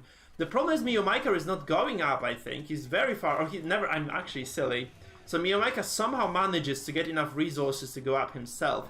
I think an Explo ship here would have been way better because Miyomika was not paying attention to the water at all. So we see a horseman clean up over here in the north. We see the dock going down completely. There is no water eco, so Miyomika secures the ground. So he secures the water in full at this point, I think. And yeah, he has like lots of those fishing ships actually on the water, so he's going to be able to capitalize on this. You know, by mass producing fishing boats right now. You see he has basically just fishing boats in production. Whereas I'm really not sure what Hera is going to do. Hera has nothing. They're not producing any units right now in terms of the military. In terms of eco, of course, there's probably just continuous villager production and some ships being built. But yeah, Hera has lost the water. I don't think he has enough right now to just make up for that loss, because that's just a huge economy for Miyomika. Look at this. This is so many fishing boats, actually. It's so many. So yeah, it's actually a very brave, aggressive move, and it does actually pay dividends for now. Like, at least temporarily, right, Miyomika is able to contain his opponent on the ground almost entirely, and that's going to be his game to lose now. So he's going to go for those outposts right now, so it's going to be his game to lose, I believe. He's going to go, I think, towards the relics as well, because he has the control on the ground, so he can probably just build a prayer tent as the Mongols. And yeah, he has like a very nice position here. He has not got many castle age upgrades yet. He only went for this, of course, anti-archer armor. So the arrow armor is gone, so pierce armor is completely removed. However, you have still to deal with those like normal melee attackers at some point too, I guess, because the English do like to go towards knights. And you see actually Hera slowly producing some. He's gonna go towards a Hulk again, so he did lose the previous one. He's gonna make another one right now. I'm not really sure about this, because like I really don't see any way for Hera to regain control on the water now. I think Miyomika has enough economy to just, you know, remake any ships. It's important to realize as well, he has war junks right now. He's actually producing a couple, so he probably just kind of anticipates his opponent going towards that heavy ship. He's going to produce one of his own at least. He has like some of those ships still backing it up. So Hera has like 18 archers a knight and one of those hulks, whereas yeah, Miyomika is sitting on 3 light junks and a war junk as well. He has more on the water, he has more on the ground with the, you know, very high lancer numbers. So he has 6 lancers on the ground too. He's gonna sacrifice this can because he's just not paying attention too much, but he does scout the Hulk. So he knows what's up, he actually sees it right now, and this tower is obviously going to give him an idea as to what he can do. I think he might just kind of commit towards another, or even maybe 2 war junks. Yeah, he's actually going to do this. He's actually also mass producing knights. You can see this right now in the production tab, right? He has essentially like 5 knights in production. And I think Hera is like very flimsy production at this point. He doesn't have much. His double TC essentially, whereas in practice, I think his opponent is working with the equivalent of 4, like maybe 3 TCs overall. Of course, he's been producing some military from them, so it's not essentially, so it's not exactly that, but he has a large number of that kind of effective economical production if he wants to kind of capitalize on this. And there is so much fish here. I think he knows this, so he's essentially just going to go towards that. Look at this, I think it's like 15-16k food. So this river is actually just really kind of packed with fish, right? So you can really just capitalize on that fact that we can get water control, which Hera did. And we have like 3 of those war junks actually on the side of Miyomika, so they're gonna obliterate the Hulk, they're gonna move in. Once again, I think just get rid of the dock here, and I don't think Hera has much, right? Hera has in terms of army numbers, he has 26 archers and 7 knights. Miyamaka should have like 15 knights at this point, 18 even. That's crazy numbers. Actually, 18 knights is a huge force. And Hera has not walled. He had the opportunity, I think, to build a small wall over here, like, you know, just maybe dividing the map in half, maybe from this wood line to this and then here. But obviously he has no control of the water, so he cannot actually build the wall up to the water anymore. So yeah, that's just a very scary situation, because Hera is going for a very bold move here. He's just going to go across the map here with his force, maybe trying to bait his opponent to come to him, but obviously this is actually like so many archers, so many knights, so many lancers, that I don't think his opponent stands a chance. They're like very nicely upgraded as well, so those are very, very strong units. Hera has no melee upgrades yet, and there's also some actual water support coming, so I do not believe there's any way for those forces of Hera to do damage here. I mean, like, they're doing nicely in terms of a kind of knight damage, but once those lances actually engage on this kind of pack of archers, I don't think there is anything that can be done by Hera, to be honest. So those lances actually just run in, and they're applying so much pressure here to the English forces. Hera was very unfortunate not to have found this, though. Like, he could have done a lot of economical damage to his opponent. But what you can see here is actually this is a large force that cleans up Hera's forces. And you see, like, those villagers here are actually already building towers to contain Hera even further. So Hera gets cleaned up completely here. Miyamaka has 14 lancers more, and yeah, he has a very nice army overall. Hera sitting on 8 knights, 8 archers, unupgraded. And yeah, there is some very solid water support as well, because those are very strong ships. They can work as siege essentially. And Hera does have some numbers under the TC, and those knights are not too healthy. But I do believe that Miyamaka has a very decisive advantage in this game. I'm surprised actually he's not going to harass. I don't think he's actually controlling those units too well, because he just kind of use them to move up here, just kind of get on top of the economy. Look at how many villagers he can just kill off.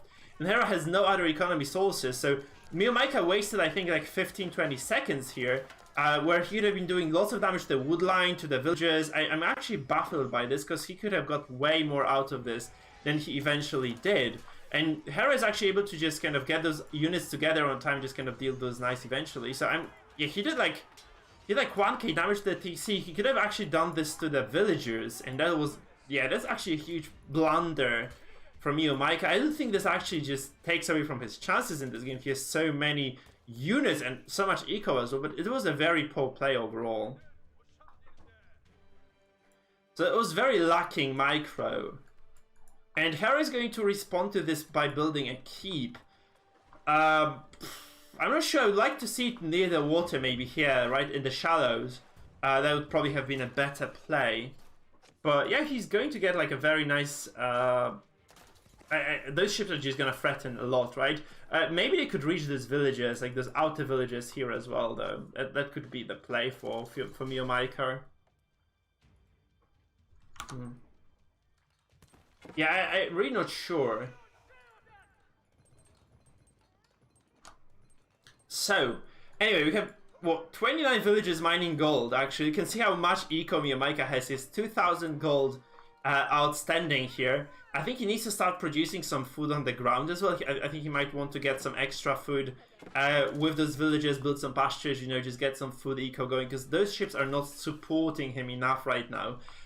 He's probably trading as well, so he's using the, obviously he is also Imperial now, so he has a lot of possibilities as to what he's going to be building. He can also use the wood and the gold, just mass produce cannons, right? The bombers here are probably going to also be very, very strong, and they're going to also threaten or deliver nice damage as well. I do not think Hera has a chance in this game anymore, so he gave up the water, and he's actually had no response to his opponent at all. And I think he's just going to be a few cannons coming out right now, so a few of those bombard cannons. From Miyamaka, right, I think he has enough resources to build like 6 or 7 even. He would even double produce them with this white stupa, which basically works as the uvu, so it just passively produces stone at a decent rate. So yeah, that's probably going to be the play. There are some spears on the side of Miyamaka though, so on the side of Hera, so you have to be careful if you go against them. Of course, I don't think they can deal those ships too. I would just really be conservative with playing them. So Hera doesn't have much left. He's actually going to commit here. That's actually decent damage too. So Hera does actually manage to get on top of those. He's nowhere near Imperial 8 though. That would be the saving grace for him. If he could just get Imperial, get a defensive Berkshire Palace landmark, right? That would have been definitely very nice. Instead, he just commits to double keep, which I'm not really a big fan of, because this means he delays his economy even further. He could have just spent all those resources going up. You know, this is 1600 stone. He could have essentially had enough to go up to Imperial with this. And he's actually going to take this fight against the elite Lancers, which are very, very tough. Even against the English arrows, right? They have decent armor, very, very high HP. And of course, the blacksmith provides extra upgrades for the Mongols if they use the stone. So I'm not sure where the blacksmith is. I would assume it's going to... Oh, it's here actually. He's getting that extra HP for the cavalry of the Mongols. So it's going to be a very, very strong force very, very soon too. I'm not really sure about this. Like, he's not actually exploiting this. So Miyamaika is not moving those units too well. I don't like this fight either, because he has all the time in the world right now. You really want to back away from this. He manages to just kind of luckily get out of those of that encounter with just 7 knights. But he has a large force coming from the north, and he's actually going to just go for this kind of pincer maneuver. And he's going to use all those knights to just obliterate his opponent's forces. Of course, large number of knights is really going to demolish the spears, especially if they're like a single tier behind your unit. So that's what happens here. We see like 7 lancers actually just disposing of this spear force. Miyamaika has a very large army overall. And I do believe he's going to go towards the cannons or mangonels. He actually is producing mangos right now in a large quantity. So it's going to be the mangos. I'm not really sure about this in terms of like attacking the English, because you do want to have something that, you know, deals damage to the keeps. I'd really like to see a few bombard cannons, right? Those would really just be very good in terms of breaking that network of castles, right, that we see over here. But obviously 2 or 3 mangonels is going to be good enough, maybe even 5. I think we see 5 mangonels coming right now. Yeah, actually 3 more in production as well, 5 more in production now in the queue.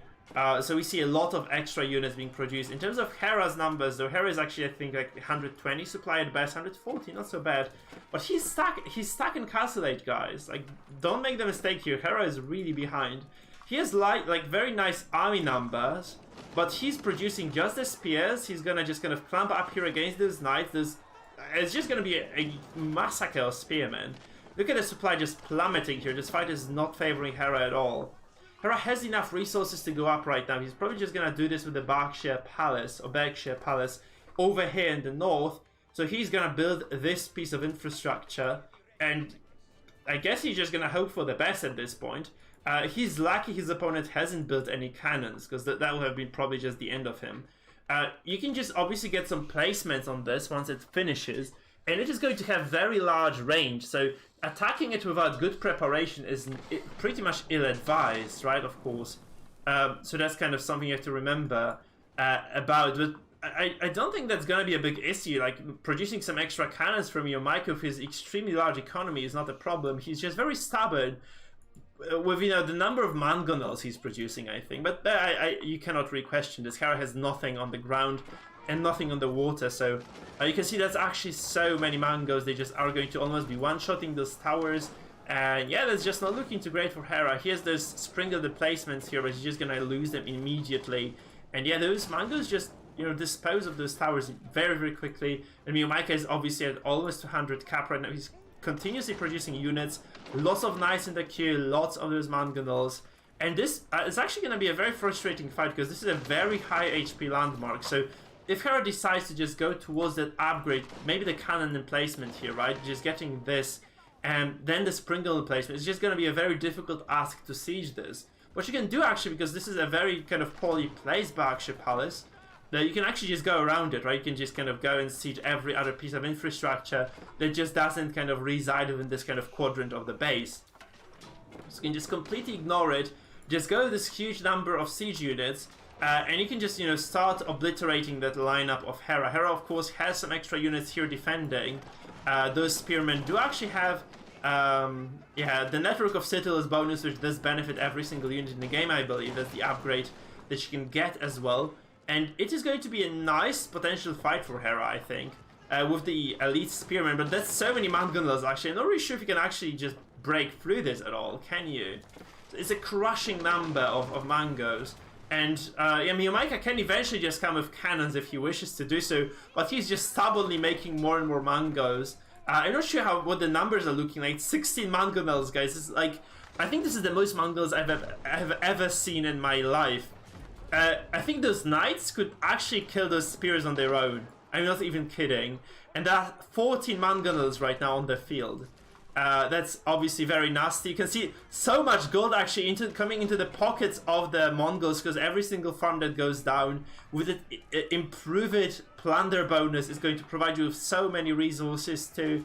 Miyamaika immediately spends this on 3 cannons, 4 extra mangonels as well. But those are very kind of weak. Like, you have to say that like 3 Springles are gonna be one-shotting the Mangos. So you have 4 Springles on the side of Hera right now in the forces, but you really have to be careful. By the time you kill those, you know, they will have dealt a lot of damage, and Hera hasn't been producing any emplacements on this keep. So if he had like a Springle emplacement, he would have been in a way better shape. But to be honest, this is a very nice hold from Hera, so there's a very large overreach from Miyamaika. As I said, cannons would have been so helpful here. And yeah, like, I think Hera just resumes the game. He's still alive. He has like 130 pop, I think. 160 actually. He has a supply lead at this point. So the Mongol assault has been completely defeated. And Miyamaika has to just kind of resort to, you know, just kind of fishing away once again. And trying to just, I don't know, put together another army, I guess. That's actually very grim for, because I think he had the game in his like basically just in the pocket, right? It was guaranteed for him to win the game. He underestimates the power of Springles, just 6 now, so they can basically just, you know, deal with artillery even. Like, I think they can kill the cannons, and Miyamaika is not paying attention here at all, so he might just lose a single Mango for sure, maybe even a cannon here. I do think that Hera might have those upgrades on his units, not really though, so he actually just fortifies his Berkshire Palace here. He's just going to make some extra units. And yeah, I think he's just gonna stay alive to a large extent. 125 eco is very healthy villager numbers. 207 of Miyamaika. So Miyamaika, even though he has had like a very large lead economically, he's not able to just capitalize on this yet. And yeah, there are no relics picked up either. I think that's kind of weird. It's such a long game. Of course, they were microing quite a bit, but they're just securing those relics would have been huge for either side. Especially if you're Hera, because any sort of income would be very, very nice for you, of course. There's a university going down right now, so there's going to be some high tech as well being built. And there's a keep over here that gets a Springle replacement. So all those fish right now are going to be secured, and Hera might even just, you know, decide to eventually rebuild the dock if he wishes so. But I don't think it's kind of advisable, because he has a lot of farms. So he's sustaining a very large amount of gold in terms of, yeah, just income. This kind of gold trickle from the English farms is relatively good. So it's actually a very nice situation for Hera all of a sudden, because I do think Miyamaika has been very complacent with his army composition. I think he was just, okay, let's go Mangos for the Luls. And the Luls turned out to be like a very poor approach here, because yeah, it's just looking very bad all of a sudden. And Miyamaika is, yeah, I think he's gonna lose the game if he doesn't make something happen very soon. Especially, as I said, he's had like full control over the map. He's like 1, 2, 3, 4 relics on his side. He could have had like, you know, the trickle from 4 relics on basically ongoing for the past 20 minutes almost, I think. He just needed to spend, you know, 200 wood and some extra gold on that single shaman, and he has not done this. So now those relics are just gonna stand here in the, you know, in the darkness. The English are gonna be able to oh no, they're not gonna be able to expand. That's forbidden, man. With this number of cannons, that's not gonna happen. But there are actually, what, 6 Springles here. I'm not sure. Yeah, you don't want to take this fight, do you? Especially with this huge army of knights.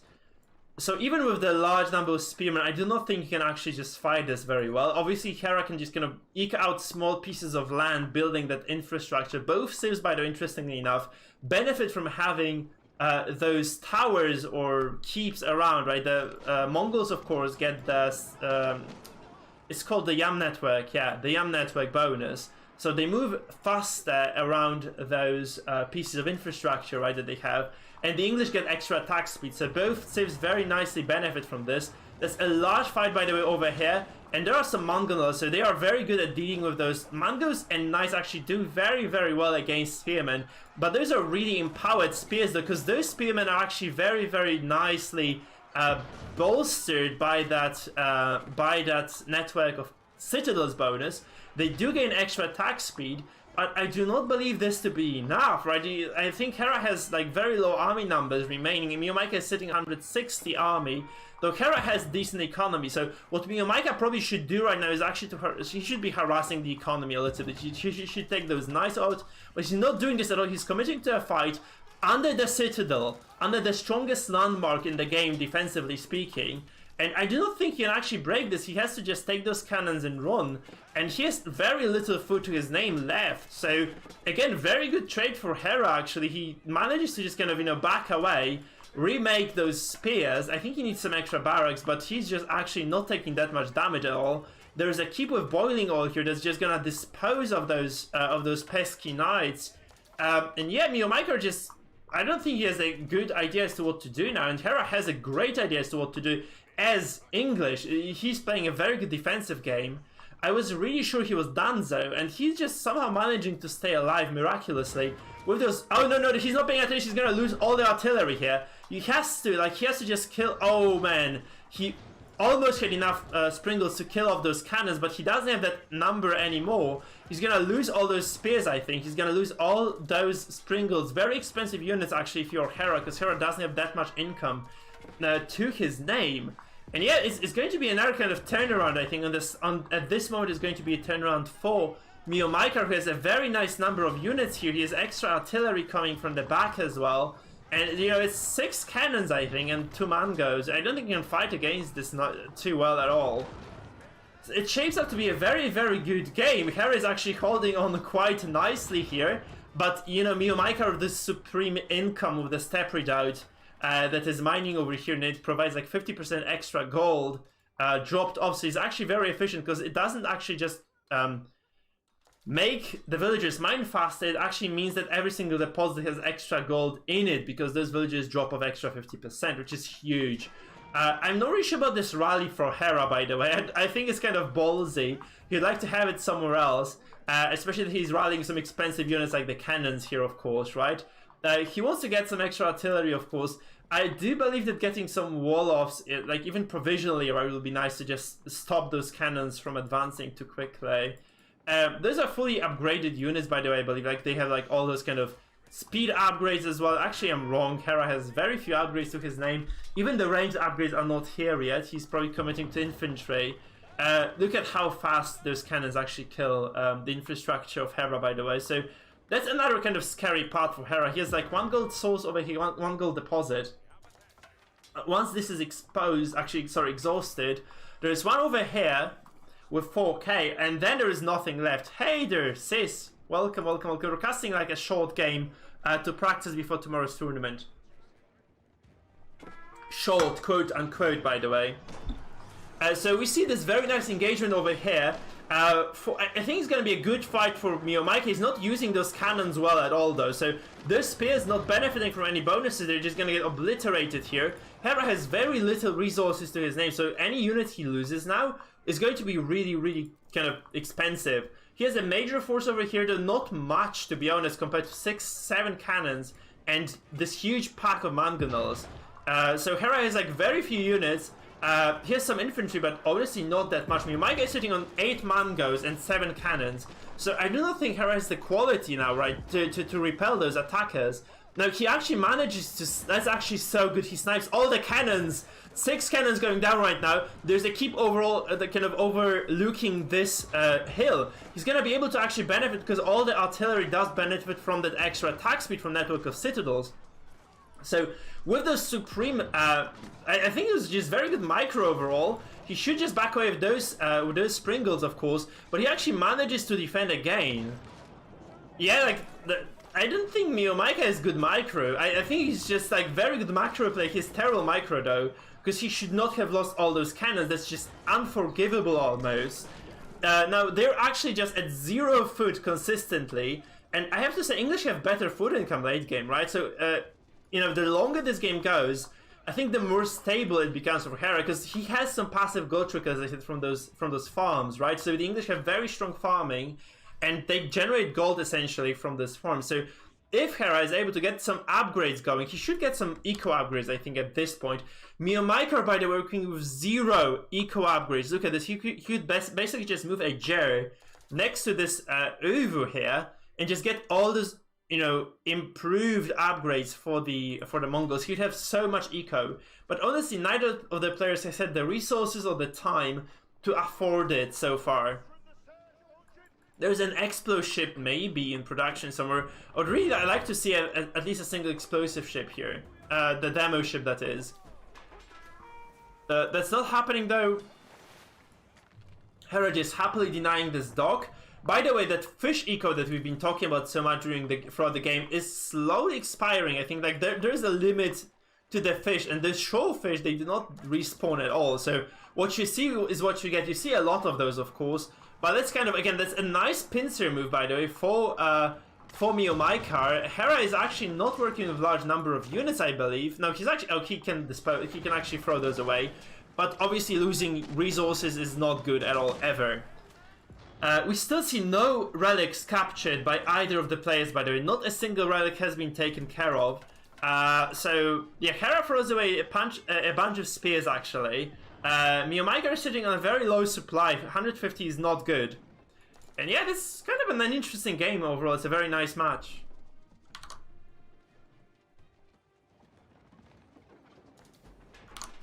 So, how do you like the green screen, by the way, since you have some breathing room here in this game? So, by the way, 9 Springles. 9 Springles for Hera. He can, essentially, if he micros as well, he can clear 3 Mangonas at a time. I do think that should be 620 HP on those. So, what, 6 Springles should essentially, even with the armor of those bombers, I think 6 Springles should be able to just kill a single bombard in a shot, in a volley. Now, the problem is that they're just going towards a base rate here. So there are, like, not so many 3 cannons here for the Mongol forces. And Hera is actually going to absolutely obliterate those forces of his opponent. So Hera is actually going to basically attack the villager eco here. He's going to deny that separate out. He has no siege to his name though, so that's actually going to be the Bakshi Palace falling immediately to this artillery fire. And Arakip goes, I didn't really like this for Hera. Hera might have just lost this game. Hey there, Ezekiel. Nice to see you over here. Nice to see you coming over to the stream. So we're casting Age of Empires 4. It's actually Miomaikar who, I think he messed up several times this game. He's actually just going to lose the game eventually here. Those are reinforced fortresses. Like, all those keeps have a lot of HP. But this base trade is not going well for Miomaikar at all. Like, not too well, huh? So, I mean, for Hera is losing lots of infrastructure. He just gives up. He realized, okay, oh no, he loses all the landmarks actually. That's the thing. He just lost every single landmark. He was too far on the map. He was absolutely outmaneuvered. And Miomaikar, with relatively bad micro play this game, he just basically sneaks into his opponent's base because Hera was not paying attention to the map. He just goes in, he deletes every single landmark, and he just straight up wins the game. Very anticlimactic ending, because I was really looking forward to seeing, you know, like a very large engagement at the end, especially that Hera did have more in terms of eco, right? It's like, it was looking like Hera was eventually going to win because he had better economy, better income. But yeah, maybe the gold, of course, like the Mongol gold is ridiculous. But overall, I think it was good for Miomaikar, and did he just, yeah, Hera did have more eco though, I think. In terms of like foot unit production, I think he had like better potential to win. Then he just drops the game. He just decides to die somehow. And yeah. That is essentially all she wrote for Mr. Hera. He just loses every single landmark because you have like landmark for every single age up in the game, right? And he just loses the game as well. Kind of an unfortunate ending, to be honest. That's an unfortunate ending overall. Okay, that was not flattering. Right? I think like given the lighting that is in the room, if it gets darker, I think it just starts kind of cutting off my hair, right? The green screen. So I need to work on On the lights maybe a little bit. That's even worse when I move the lights actually. Shit. Maybe if I move it away, no. It eats my face, man. I maybe need to kind of... Oh, no, we're not playing this shit. We're not playing... I wanted to play a game, but we're not playing the archipelago. No freaking way.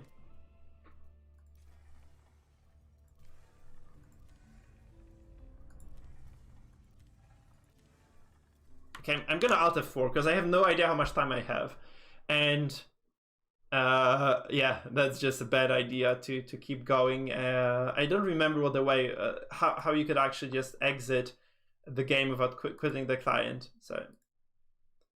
I don't have that in my bag of tricks, unfortunately. I think it's better. My hair is not fuzzy anymore. Not too fuzzy anymore. Anyway, I need to kind of regulate... I need to play with the settings. This is about the Streamlabs profile. Properties... No. Filters, right? Edit filters. Chroma key. No, this actually shows the screen.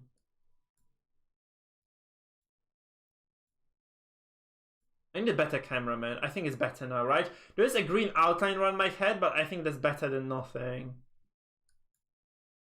I can improve the smoothness as well. It's perfect now. Nice. It's our Gucci. Let's just launch the game and continue the ladder. Can I please launch the game? Hello? Okay, yeah, I can.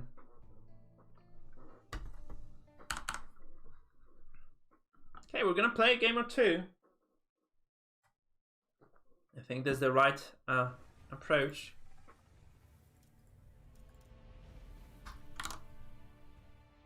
Oh no, my fucking face is transparent now. How is it transparent? No way. Jeez. Edit filters. What the fuck? I made it transparent for some reason.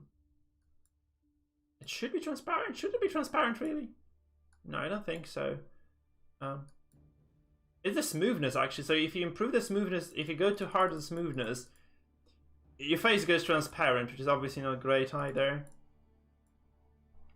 It is better now, though, huh? We can improve the... Actually roll it down a little bit. No, it's a very good green screen. It's just a crappy camera, sis. It's just a crappy camera, so... and yeah, because the green screen is fucking excellent.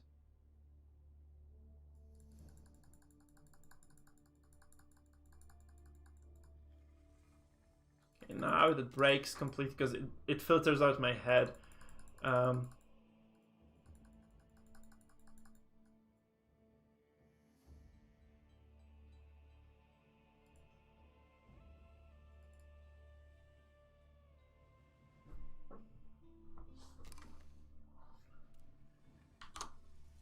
Okay, so someone quit the match in the meantime.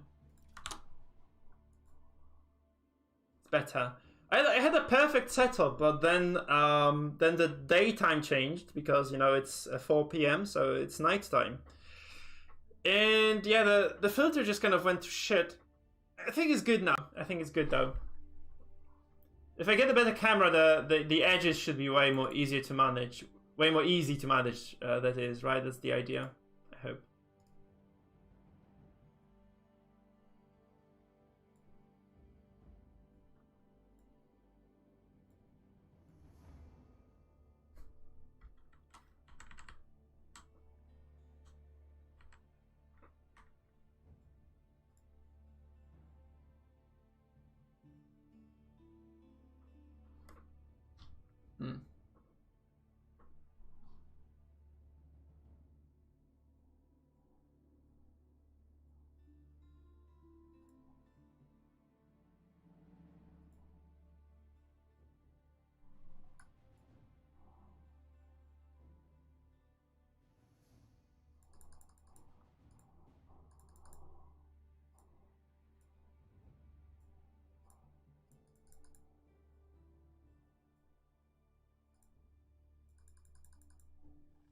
It's better now, isn't it? My face does have an outline. Hill and Dale, huh? I do like playing the Rus, but I do believe well, does this guy play in the end? He plays the Mongols. So Rus versus Mongols is not great. I think he's just gonna play Mongols again, because like why would he not be playing Mongols, right? Mongols are fun, quote unquote. He just plays Mongols every game almost. Yeah, so we have to go English, because that's the only civ that deals with Mongols that I know of anyway. So yeah. Mongols it is, guys, Mongols it is.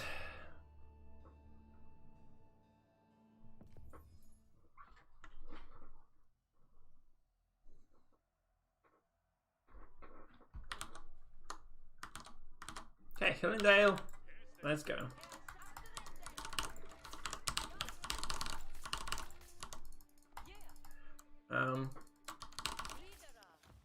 Yeah, of course Mongols. Like, what else could you play on any map if you're trying to gain free elo? The key here is, of course, Mongols, guys. Mongols, Mongols, Mongols only. The only civ in Age of Empires 4 in medium elo. Almost. I swear that's the case. I wish you can rush me, right? I'm not sure you can actually just rush an English player.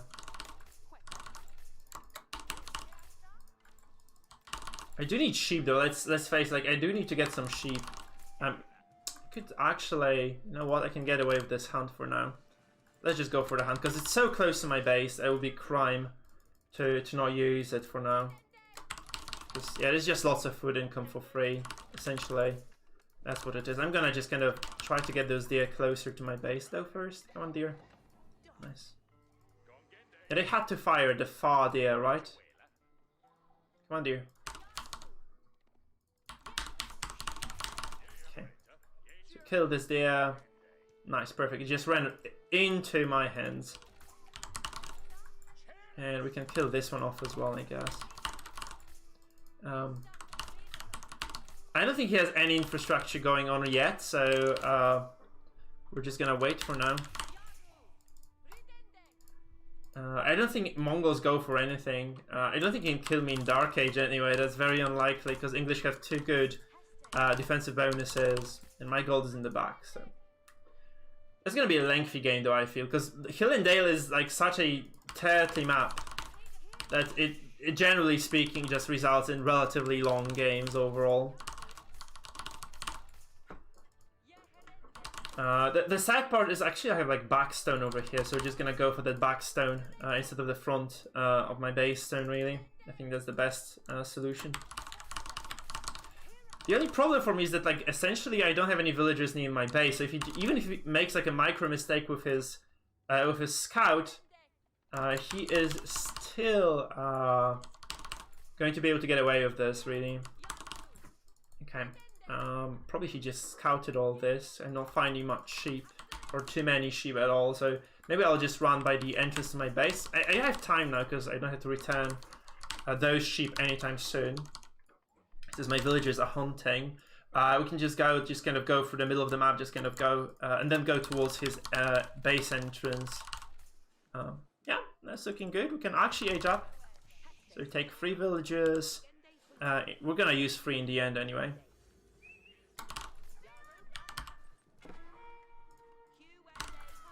No. Okay, I was really kind of scared that this was his base actually, but it's not. So we're fine. Do I lose a sheep here? I think I do lose a sheep. No, fine. If he overchases, he loses the... Oh, I do lose a sheep. It's very... I hate Mongols so much. It's like the most fucking annoying civ in the game.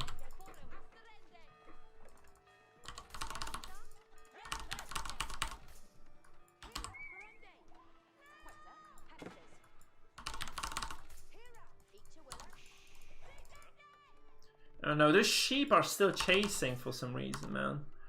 Still chasing. I'm just gonna leave them at my base. I need to go and see what he's doing too. So that's very important.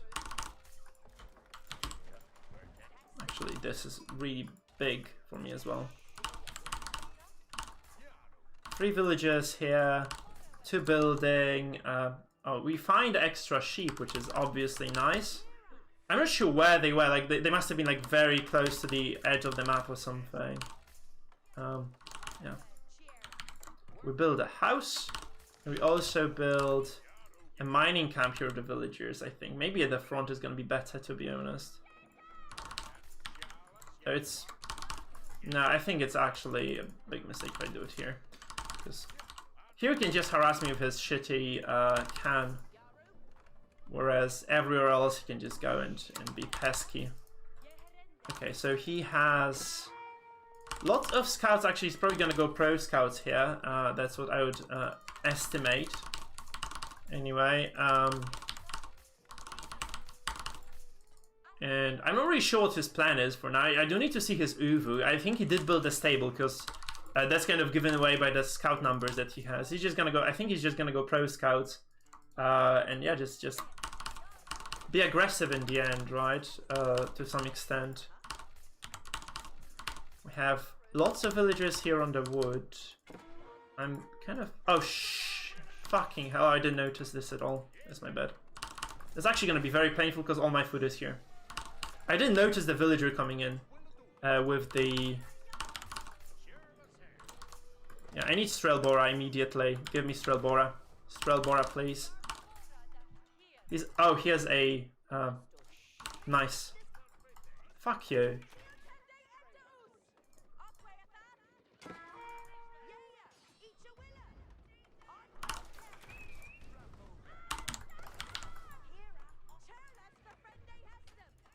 Did he get it up? No way. I just have to kill the villager if it tries to fight me.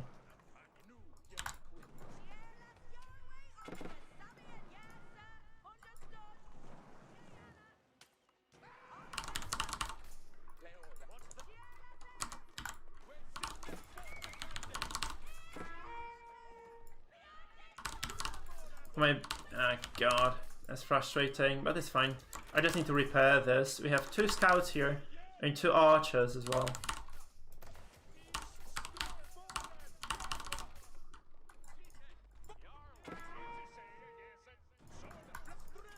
I'm not sure that's worth for him, just losing so many scouts.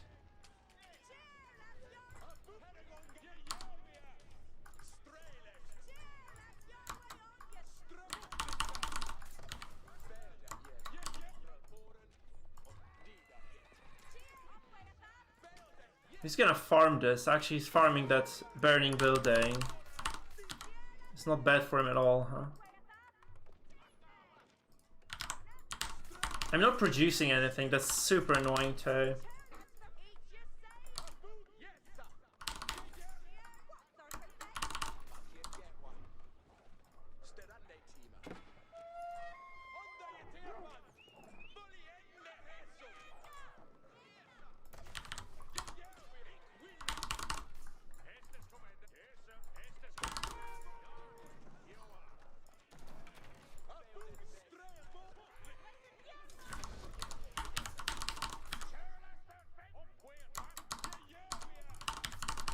I mismanaged this game completely. I botched the opening really hard.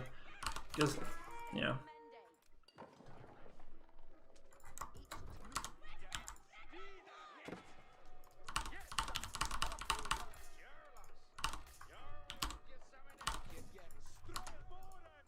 So he has a tower here. That's kind of the only annoying piece of infrastructure for him right now. We can just probably get some MAAs and kill it. And I do need to get some extra defenses though. I need to kind of wall off my base entrance. I need to go with the scout and check this kind of edge of the map too. And I need to wall off this part too.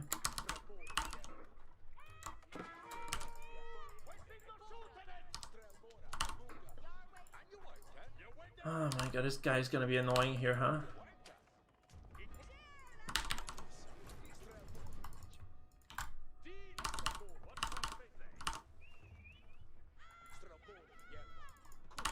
If he's not gonna pay attention, I can just kill this now. Yep. Oh, he has scouts coming in here as well, man. Annoying. Okay, he loses the sheep, he loses the scout. So we're safe from this angle at least. So we're just going to... I'm just gonna wall this because this is actually very convenient. I don't think I need that second part, but that's fine.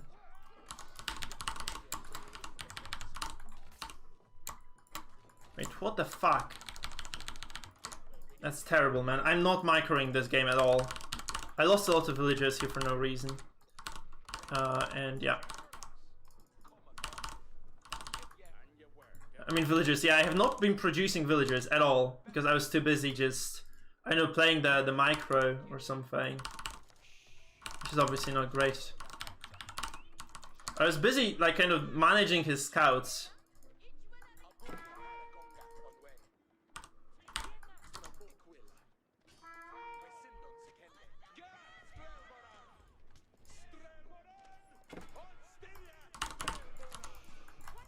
Okay, so he just kind of moves those scouts back.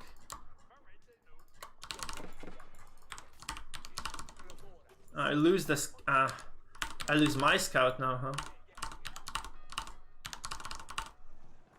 What? You're kidding me, huh?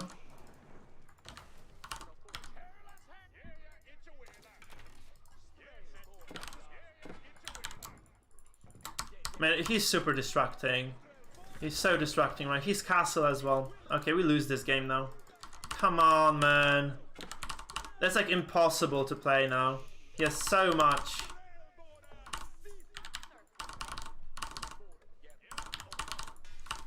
Yeah, I have not been producing villagers at all because I just can't. I was too focused on defending against those pesky scouts. Actually, he won the game of scouts. It's never happened to me before. Yeah, I messed up the macro because I thought he was gonna go for like pro scouts and shit. Well, in reality, he just, I know he's just running those scouts around, isn't he? Oh my god. Please just wall it off.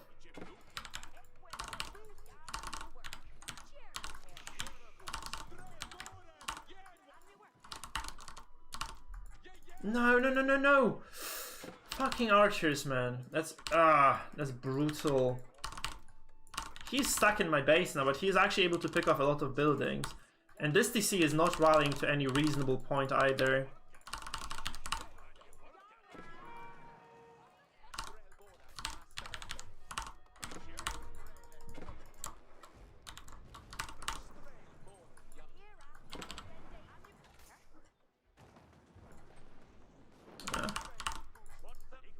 Mongols are so fucking frustrating. Seriously, like, so many tools, and you're also getting so many bounties for free here. Because he just made scouts. Literally, that's all he did. He just made scouts. And... yeah. He's just gonna win the game because he made scouts. Infuriating. That is just infuriating. No shit.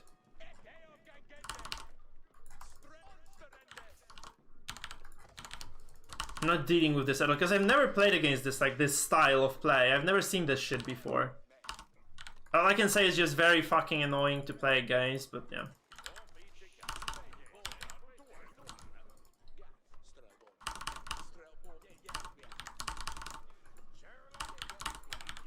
It's my fault, though. I could have won this game easily if I just... because I stopped producing villagers at some point. I think I lost focus, and I was just too kind of... I was trying too hard to deal with his... I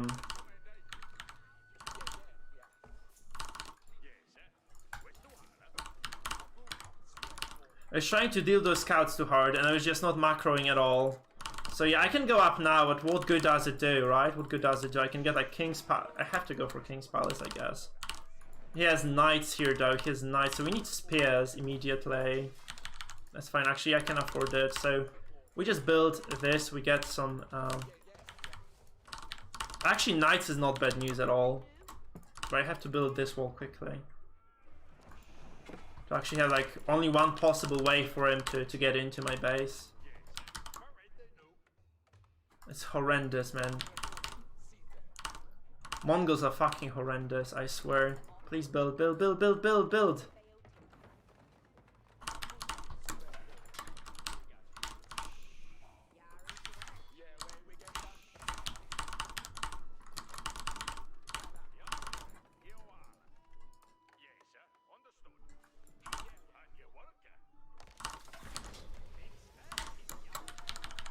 Okay, we have nice villager production at least now. 4.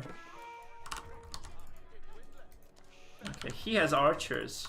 Seriously.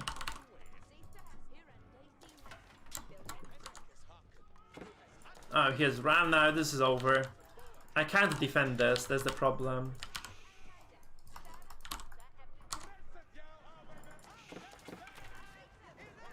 No, there is no way. I should have gone with a castle here or something. I guess that was the only way to kind of hold this. He has a mango now as well. Yeah, that's just over. And pop cap because I'm losing houses. Man, Mongols are just so frustrating.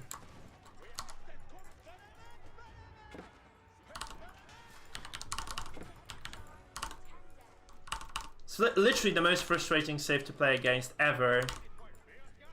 Okay, we can just kill this mango. He mismicros this terribly. Unless there's just a bait, isn't it?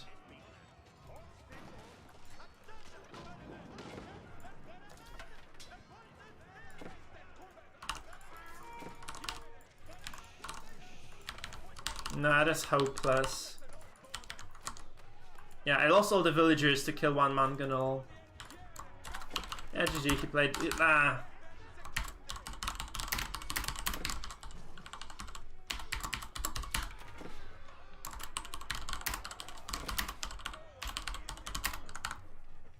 Nah, that's just not a good game for me at all.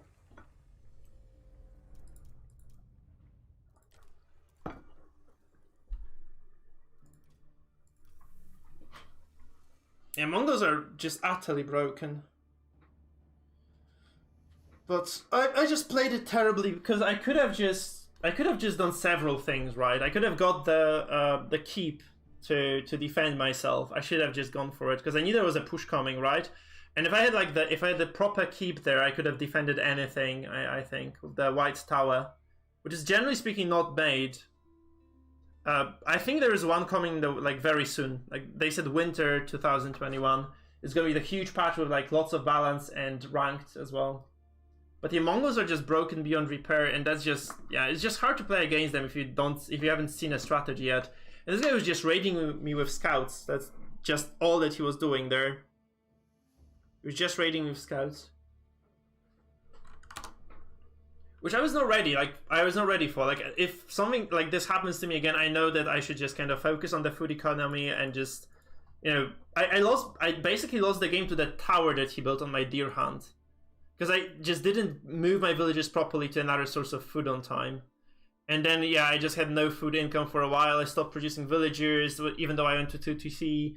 And I was also late to castle for that reason. I think you should just, if you are Hill and Dale against Mongols, you should just go, okay, let's try that trick again. I'm not gonna play this one, so. Okay, he dodged. Good. I'm not sure how you do this. Do you just go, I think you go to like home, single player, and you just create a skirmish. Yeah, then if you create a skirmish, it breaks the search. And you can leave the queue. It was just impossible, man. For me to handle this from the get-go there. It was very, very difficult anyway. Because, yeah, it's just not an easy matchup for anybody. Like, they're just very frustrating to play against. They just have too many tools, right? Since you can just double produce archers, it's just essentially very hard to counterplay that anyhow. Shame.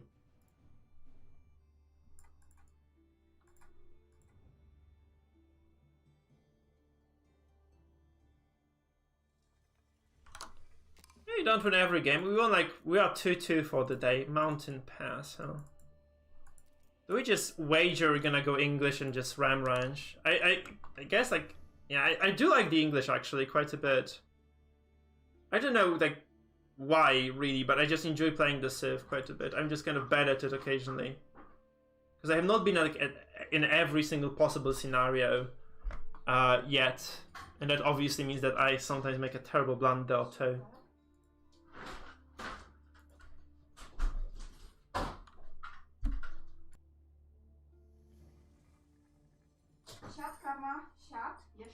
Okay, it's English versus English. I don't like this matchup too much.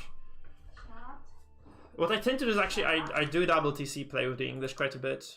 So I just kind of go and expand and hope for the best.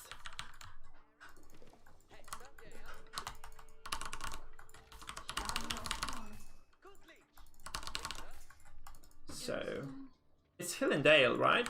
No, it's Mountain Pass. Mountain Pass, good. It's very nice for me. 3-4 sheep from the get-go as well. That's really what you like to say when you start the game. I do think like double TC play is nice because you can essentially get one, like you can get 2 TCs by the time your opponent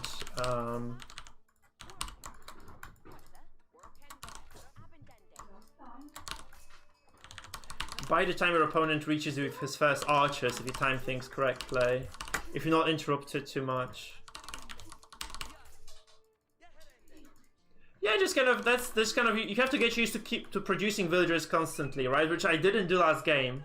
And that's actually just a nice way of doing this, if you can. Just quickly swap between the two. Like you can see there are villagers being produced, so yeah.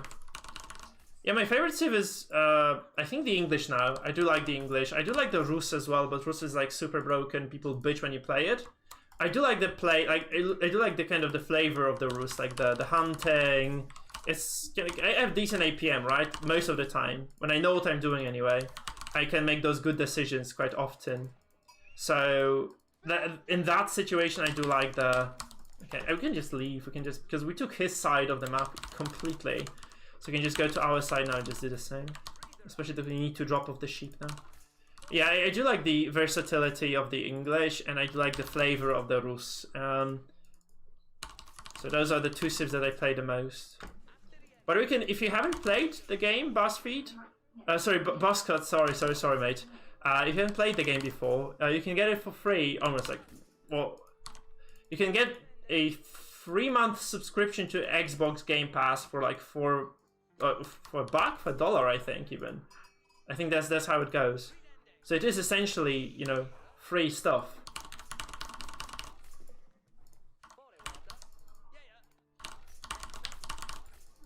Sheep, please don't decap for me. It would be atrocious if they decapped. Now, please just go to the TC peacefully. No, chop, guys. So yeah, I do like the English the most, I think. Though, like in terms of gameplay, they're very accessible. They are not annoying in terms of micro, because Rus can be annoying in terms of micro quite a bit. And just very pleasant to play overall. I think he went and took my sheep in return. That's what it looks like anyway. So we're kind of even Steven in the sheep department right now. We're gonna take this villager there as well. We're gonna rally. No, he has not been there. Has he? Wait, why is it ringing? I think it spotted the scout, like, you know, just at the edge of the map or something. He must have just gone around. So it's a very open map, by the way. It's a very open map for a mountain pass. Because it's usually just one very kind of narrow passage between the players. This one is very open, so it's not like you can just wall it off and be happy, I think. I should actually, you know what? I should wall this. If I get the chance to do this, I should just wall it very quickly. And then I can just go for the double TC, because he's never going to realize it. Like, he's going to... Once he realizes this is walled, it's already going to be too late, isn't it? So I'm just going to try to wall it now. I'm going to... Unless there is, like, a second passage here. I don't think there is, no. The feature of this map is that there is no second passage anywhere. Okay, we go for stone. We also move these 2 villagers to stone for now. I don't think it should be no passages other than this one over here. I'm probably just gonna send a second villager as well, because if he goes archers, I really need to keep tabs on this really early on, from very early moments into the game. So I just need to get this. He's gonna age up. I think we're both going for, like... I think we're both doing the same thing, by the way. We're just producing archers. Like, we're actually not going to go for this kind of hyper... Oh, no, you're not allowed to do this. Shit, fuck you, man. No. Oh, no. That's terrible. If he finishes, that's gonna be really bad. Does he finish? 30, 25. Ah, she's gonna finish. Come on! No way! Okay, we have to stop this now. Ah, very annoying, man. Very annoying. So he gets the tower. I wasn't paying attention. If I'd actually seen this on time, I could have prevented it from going up. I was just kind of too focused on something else, somewhere else in the map. We need extra villagers and food now, for sure. For sure. And those need to finish. Ah, not good. It's not good. Absolutely not good. He's gonna see the stone, but I don't think I care too much. I'm almost there in terms of the production anyway. So yeah, we're just gonna secure a wood line or something, I guess, with this, right? Here, maybe. Just secure the gold and the wood line and the boar. This will be nice. So go here with those 8 villagers. We move some of the vills to kind of... Yeah, we need archers now, because he's just definitely gonna play aggressive. Once he sees what I'm doing anyway, it's just kind of guaranteed that he's gonna do some aggression here on the map. He's moving some Strelbora here. See, he has 5 Strelbora already. So he's gonna Strelbora my ass. I think I need to stop making villagers for a second at least.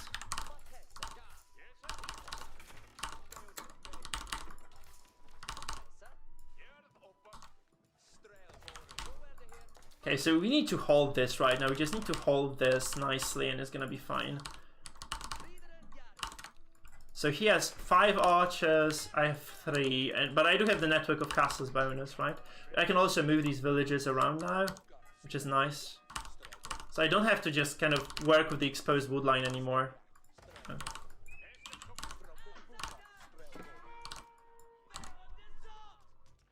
He loses 2 archers. That's very big for me, actually. Sniping those 2. That's really huge. I think we can kill the boar as well now.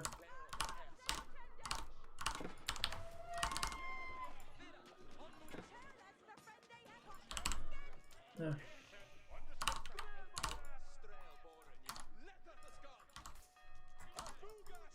Okay, we have... Yeah, that's fine.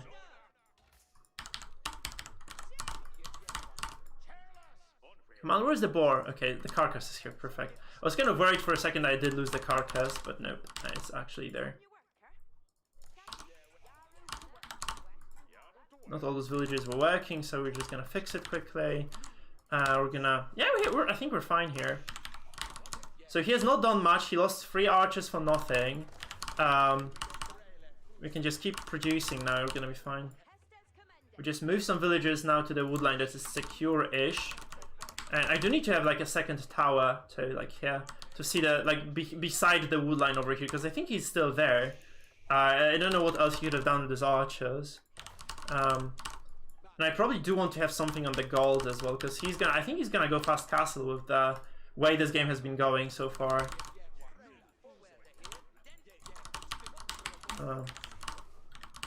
Yeah, so we're just gonna go towards all the wood lines in the world with this. And we do need to go towards the gold too soon. I think we have enough on the wood actually. 14 is so many bills on the wood. So we'll go towards the gold too, actually. And that boar is very nice because it's very efficient for food gathering. We lost a villager for that though, for no good reason. But all his early aggression has been repelled, right? So I'm basically free to produce villagers now, to some extent. He's actually going with more. No, he has more. So he's coming with more units towards me, which is obviously not great, so I have to be wary of this. This sheep as well should just go behind. I'm just gonna move those villagers so that they don't die, you know, for no good reason. And he keeps producing units, so I have to keep producing as well. I need to move those out actually. I need to have a blacksmith going on top of the archer production. Maybe I'm gonna just cancel this archer, just get a very quick blacksmith here. Because I have to build a house as well soon. That's not good if I... yeah. WQ. It's shit. So we're just gonna play passive, safe game now, and we're just gonna hope for the best.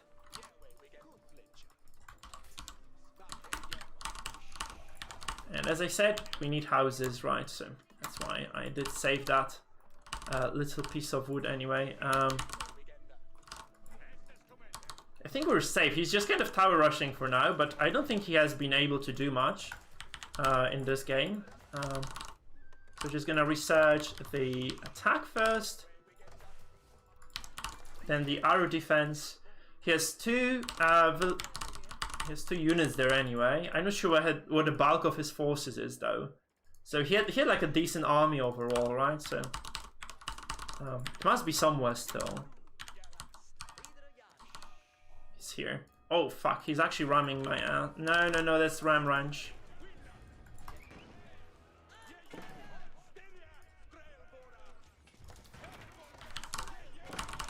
Oh, that's bad. I need to pull the villagers, I think, now. Oh no.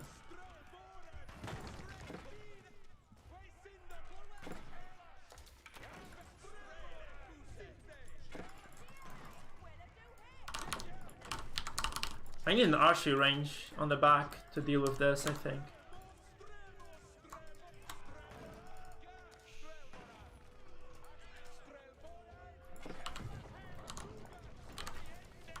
Oh man.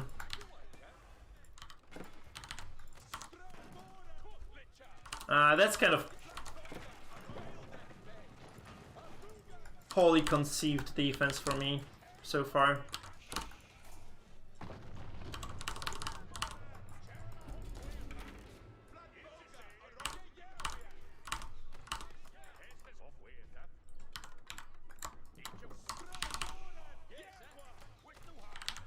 I mean, I have upgrades, right? Losing this is not that... It's a big deal, but it's not terrible.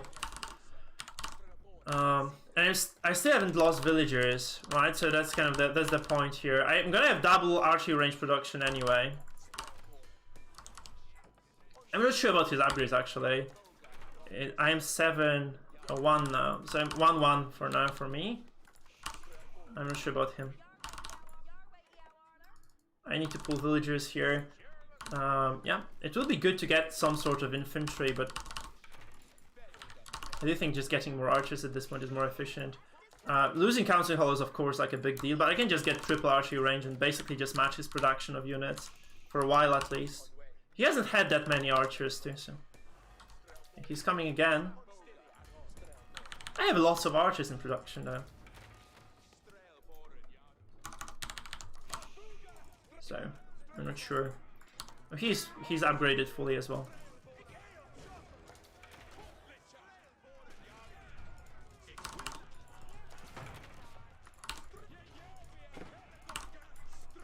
Okay, we have to go, and this DC has to be attacking the...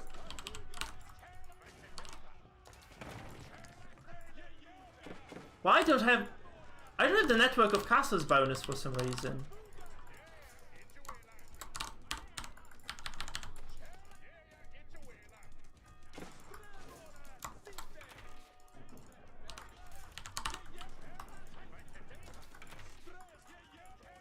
I'm losing villagers. I'm bleeding villagers right now, though. That's not nice.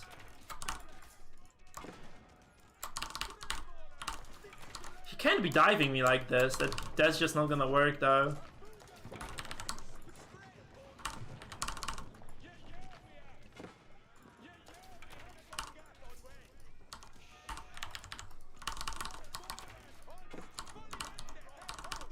That's not gonna be nice for him at all. I'm out of food though, that's not great. I'm just gonna go for like a back mill or something.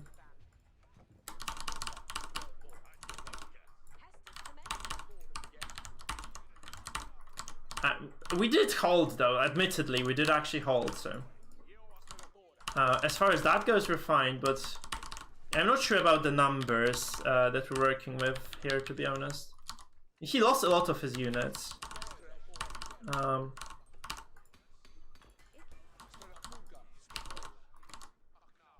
I wonder if he has like more towers. I didn't have the network of castles somehow, even though the TC was being under attack. Maybe just kind of triggered late or something. Not sure. He has 2 towers here in the front, so that's something I have to live with for a while. It would be nice to actually get another tower. You know what? I'm just gonna go for another tower. Like here. I just need to be able to see when he's coming before he, you know, just pulls the trigger on me. I'm slowly mining gold, by the way. He's coming again, isn't he? Yep, I should. He's gonna lose some archers. So I can just back away as well. I don't need this position too much.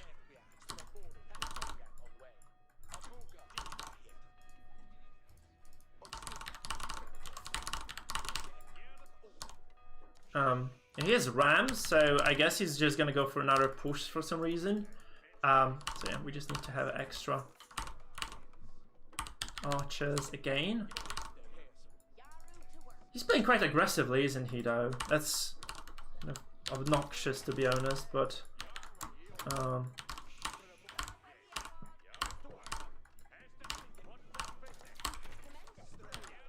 Okay, they're out of food. That's another problem. So I might just go for a risky... I don't think he's gonna notice that even, so... He's super focused, like he's super tunneling on this position over here.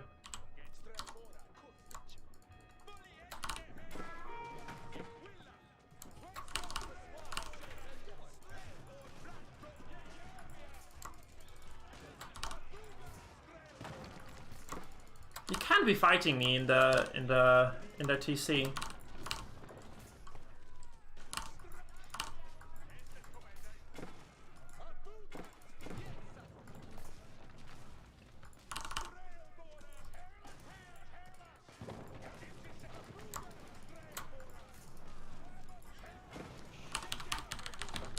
Oh, I lost. I actually lost the game. Fuck.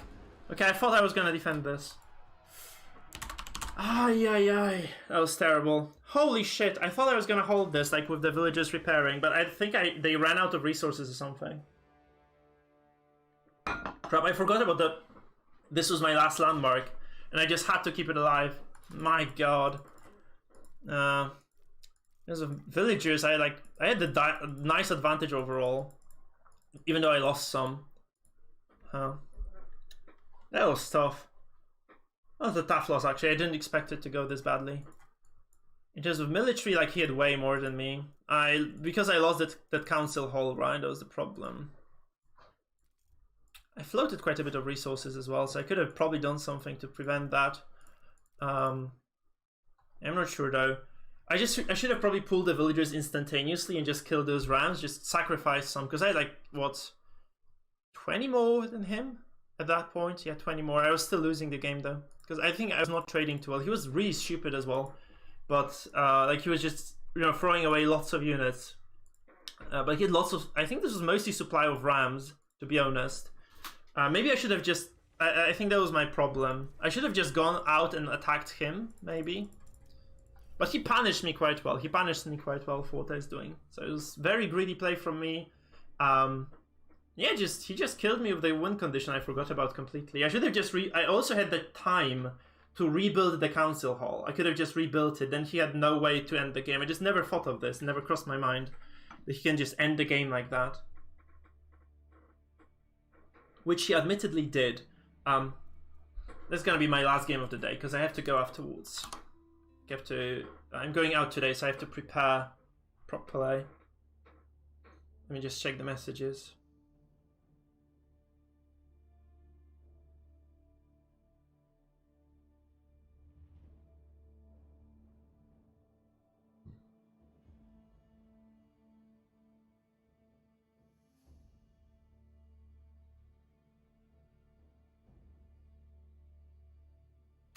Yikes. That was unfortunate, but like, you just learn every game basically. So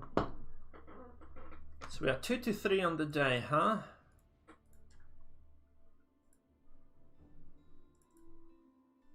Because the thing is, he has no villagers of his own, right? So if I just go for a ram push of my own, I have enough units, I think I win. I was floating some food as well and wood, right? I lost 2 English games in a row, very unfortunate. Like here, He had a small edge at the end overall, like in the grand scheme of things, but I had just so much eco. If I had just been able to hold for like a few minutes longer, if I hadn't lost that freaking TC as well, would have been great. Nah, let's go Mongols. Let's see what we can do. Games get weird with Mongolian heights, so I really don't like anything else but Mongols on this map. It's super strange to play anything else, because it's just like Rus just insta loses against Mongols because you have to go for water. Mongols go for, you know, just commitment, and they just win. We're just gonna try to ramp push this guy and yeah, just equalize the score because it's not looking too great. 2-3 on the day is not good. Okay, so there's nothing. Oh no, there is actually a nice setup here for us.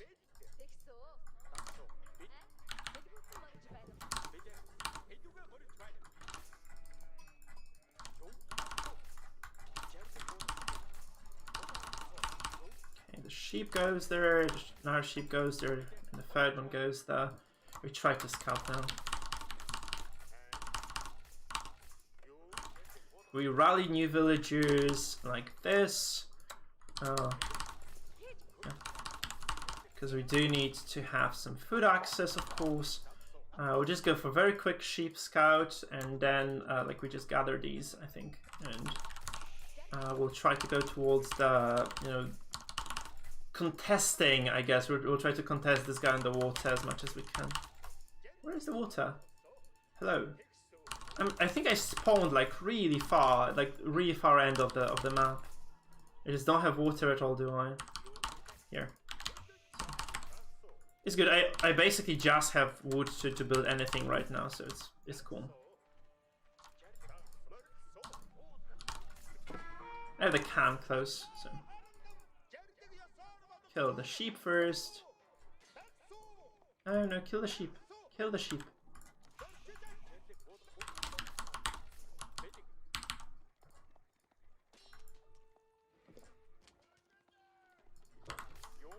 Okay, we need to send another villager, I guess.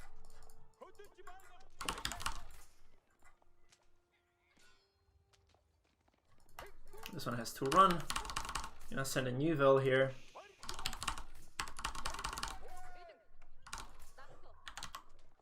I don't think he can kill me here, can he? Very unlikely.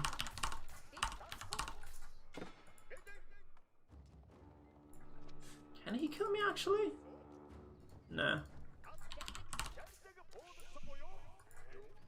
He's committing like a noob as well.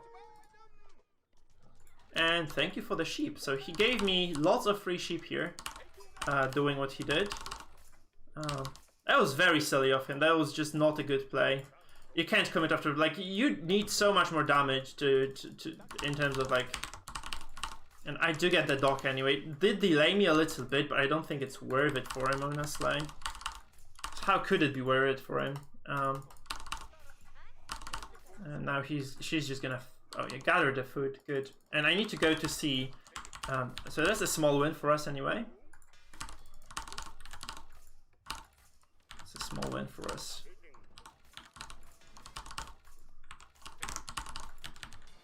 Small win a day keeps the doctor away. That's what they say anyway.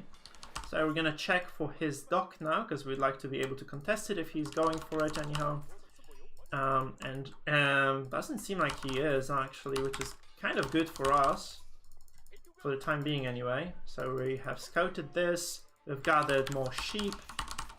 So he lost all the sheep, he lost the scout that he started the game with, and he doesn't have a dock. Unless I'm missing something. So I'm just gonna go quickly. I need to make sure that there is no dock on this map, because if there is, then I'm in sort of trouble. Yeah. Doesn't seem to be the case. So yeah, we should be just fine. There is no dock here so far. I have not been able to spot a dock. So he just absolutely loses the scout for nothing. Yeah, I can just go back, drop those sheep, start mining some gold, by the way, because I should be doing this. Should have been doing this for a while, actually. We're gonna go get his sheep from that side of the map. Yeah, we're just gonna slowly try to go towards the next age of them. Because that scouting ship should also return here and just gather some support. So we're gonna get all the sheep from the map. It's just so rich, by the way. This map has so many sheep. See you, man. See you, boss. I'm glad that you enjoyed yourself. Okay, so we're just gonna get every single sheep. Literally. That's madness, man. It's just absolute madness. Because, like, he has no water now. I'd assume he has no water. I'm gonna just sacrifice the food income. You know what? I'm just gonna sacrifice some of my food income. Wait, is it a dock actually? Oh shit, he has a dock. Oh no, he has a dock. I'm blind. What the hell? Like, how could I not see this? I thought it was like a trading post or something. It's just a dock though. Oh, that's bad for me though. That's actually quite bad. Because I don't think I can contest it anymore. He should have enough now to just defend it. I thought I didn't see anything here because it's nothing on the map. Oh, okay, there is a blue dot actually just right before, like right behind the gold. Man, that's very frustrating because I also made a spearman for no reason. Fucking hell, man. So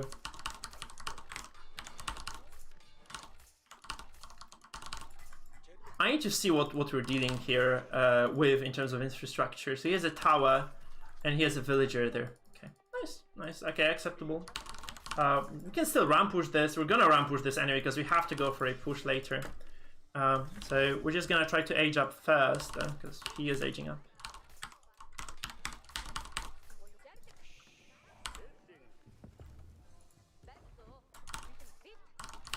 Not too many villagers. I need some food eco to, you know, just start production immediately afterwards. So I'm just gonna send a villager here. So we're gonna go, I guess, spearmen and archers. That's probably the way to do things.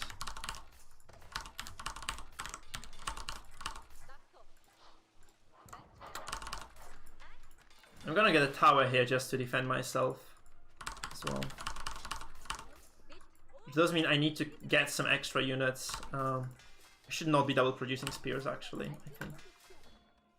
No, I can afford it. I have so much stone actually that I can do this easily. I'm gonna get the emplacement on this as soon as I age up as well.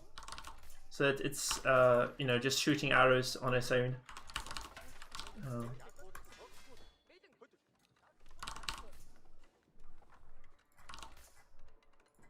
So these guys finish. We send some extra ones to the wood now because we need to get some wood economy. This is almost done. And we get the archers and we just go offensive here. And I need some extra gold actually, just realized it now. Because we're gonna be going rams later. And this means I do need to have like a decent upgrade for this too. And I do need to upgrade the spears, which is even more important at this point.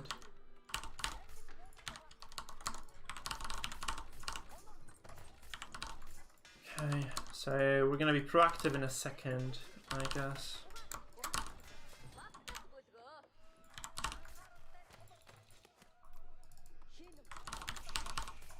And we're gonna forward the blacksmith soon. I hope. I think we could even completely skip the docks and just go for like a bigger attack, but I'm not too convinced actually. Not sure about this, like I'm not sure what I'm doing anymore right now. We need to have like the veteran spears, hardened spears that is. We're cashing out on a lot of those resources though, so I think it's good. We have a decent force coming into this. 11-4. It's a large number of archers.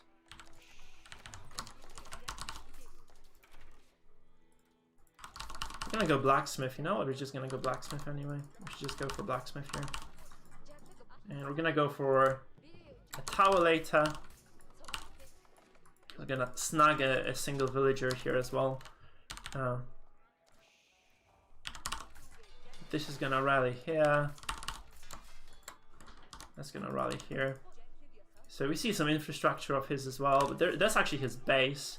He's going up to... oh, he's going up already. Nice. Great. I mean, yeah, that's great, actually, because this means we can just push him till he's dead.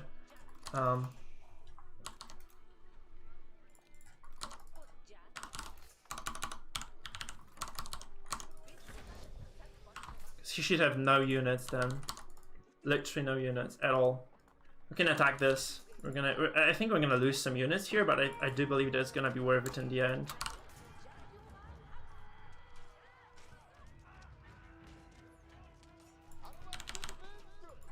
Nice. Okay, we can back off now.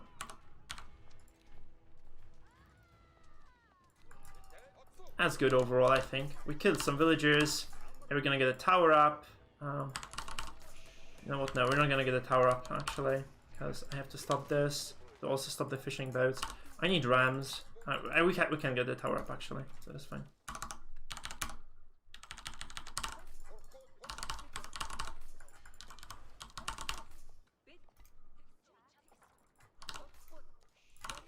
Okay, ram ranch it is, huh?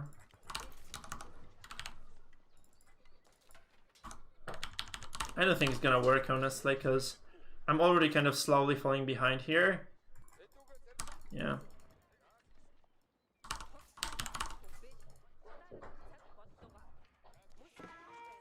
We pick off another village, nice. We just go for a siege now. We're gonna attack the...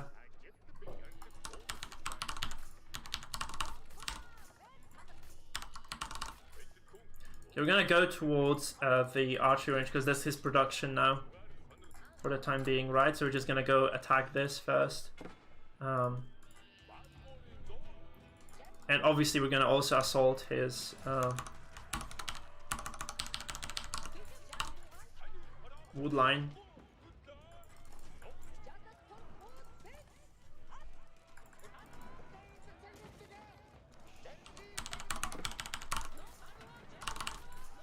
He has very little on the map right now, admittedly. He has no military production. That's the worst thing for him, I guess. That he has no military production at this point. So even if he's making some units, right, that doesn't matter at all.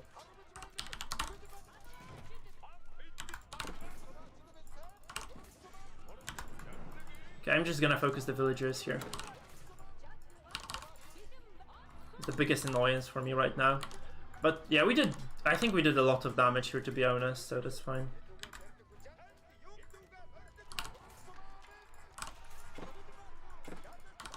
And we can just build more rams and just kind of continue, you know?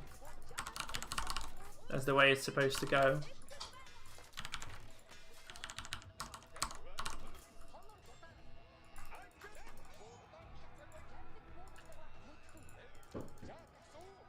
We're gonna move into the wood line again, because he's allowing us to.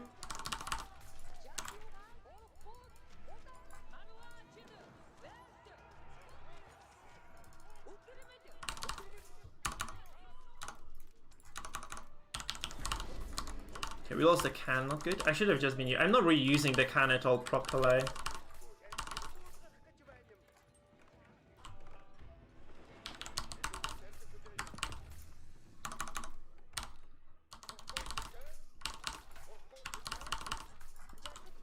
We're gonna go step redoubt as well. I mean, we're doing lots of damage to him, right? That's important. So we can just build another ram here. We can move some archers up again. And, you know, we're just gonna pressure him until he's dead, I think. That's the plan. And maybe get some Manduga even, because I'm gonna have gold soon. I can also go around, because he has some eco behind this. He definitely has some eco behind this. We can just sneak by. I also need a villager back up here, because I need to build this tower.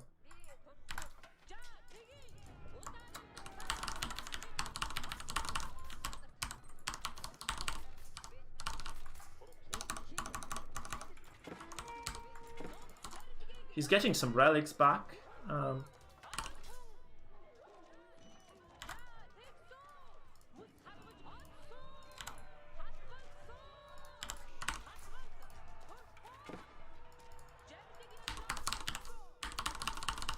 Okay, we're gonna get another barracks now. We're gonna start making some infantry and crossbows probably, right? This archers are dead. That's not good. But we have a large force here again. We can just push this with rams. And we can get the military upgrades.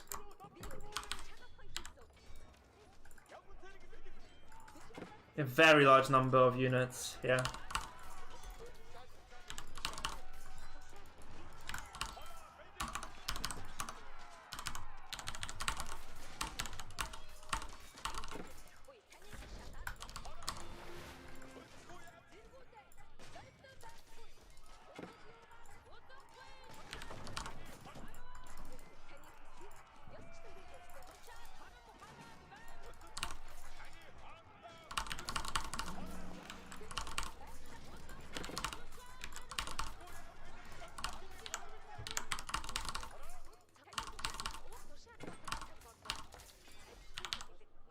Where's the Uvu number 2 here?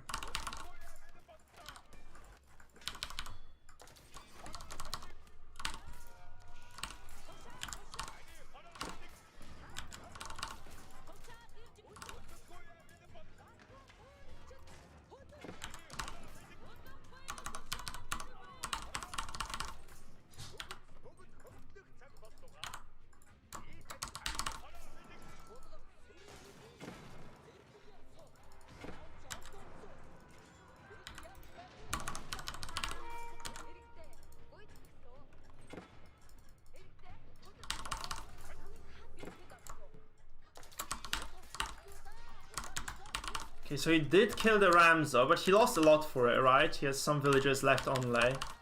And I think that's fine for me, honestly. This tower is not upgraded. Shit, I thought I was actually gonna get an upgrade here. Okay.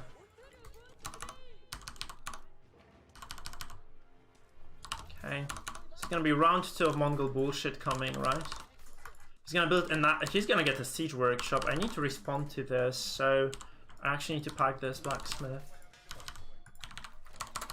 You know what? I actually need to go, I think. I just need to go for it. I need to deny this from how... Oh, this is gonna get it up anyway, fuck. Not good.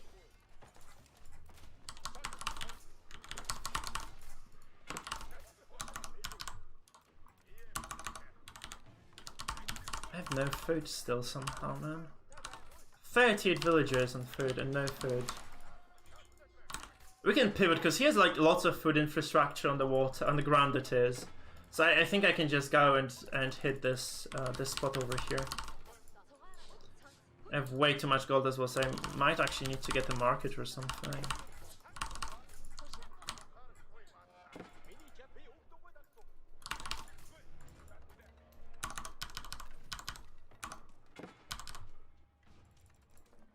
He's getting MAAs, right? So I just need to respond with like gold units essentially. So I'm just gonna build 2 more archery rangers. And wait, no, blacksmith, what the fuck are you doing? That's F2 aimer for you. Sadly.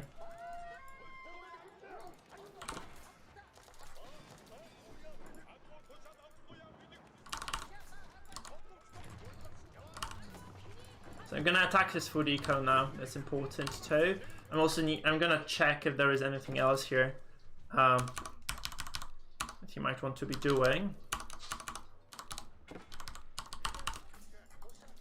There is no second port, so what you see is what you get. I'm gonna move all the other units away, all the non-rhyme units away, because he's probably gonna make an expo ship now at this point. Do we have that freaking blacksmith? Yeah, so we need to get that upgrade going. I'm getting lots of income still, so we're just gonna go double. 9 idle boats, some big bitch.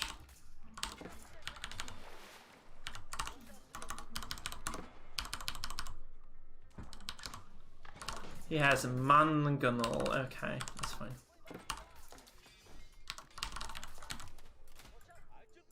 Those fishing boats are fine the way they are. He has a single freaking mango and single siege tower. That's all there is to his name. So we're gonna just kind of... I think we're gonna make like an impromptu... Please, can I place you somewhere here?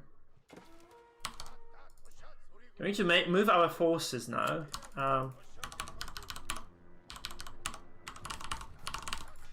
We just need to make some you know, field siege And that's gonna be fine. So we're just gonna make some imba units now. It's gonna be okay.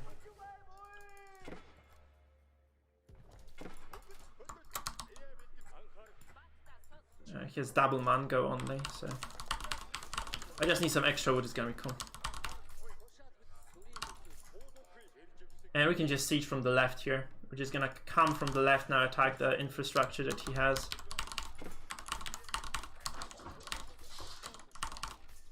He's also mining gold here probably, so that's gonna be a nice point of contention, I think, for us. He's not really mining much.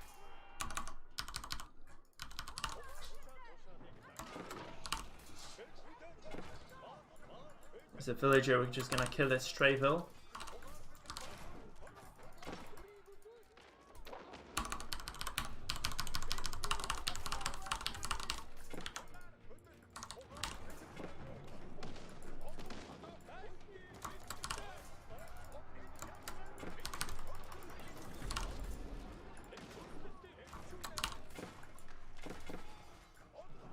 It has to shoot once more. Oh no, it didn't actually get the shot off. Fuck.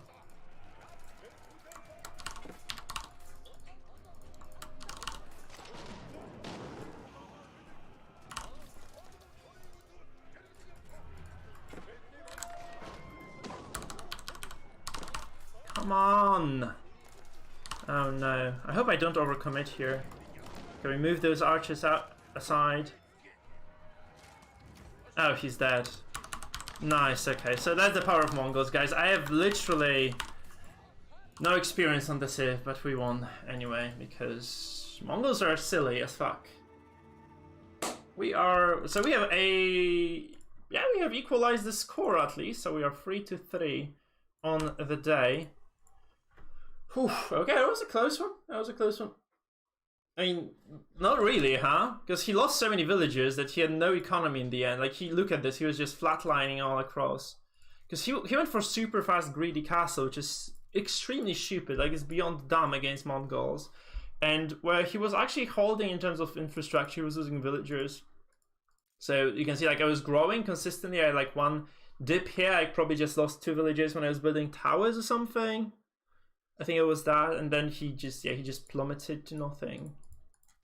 And military-wise, yeah, he was just non-existent, right? I lost some units here because I charged his villages. I think that was the thing, yeah. So he lost some villas here. I lost some of my military.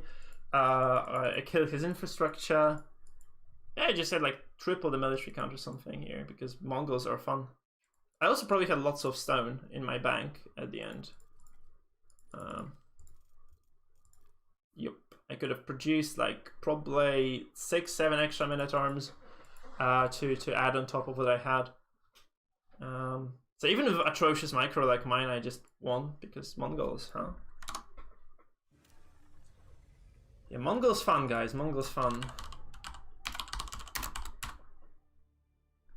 Great Civ.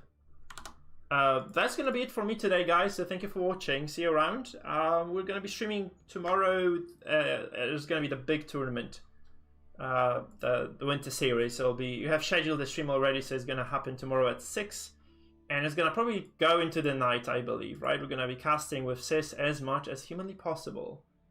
Or I'll be casting alone, or I might ask my brother to join me. We shall see how exactly the count is going to look like, or what it's gonna look like. But we'll have a nice roster coming in.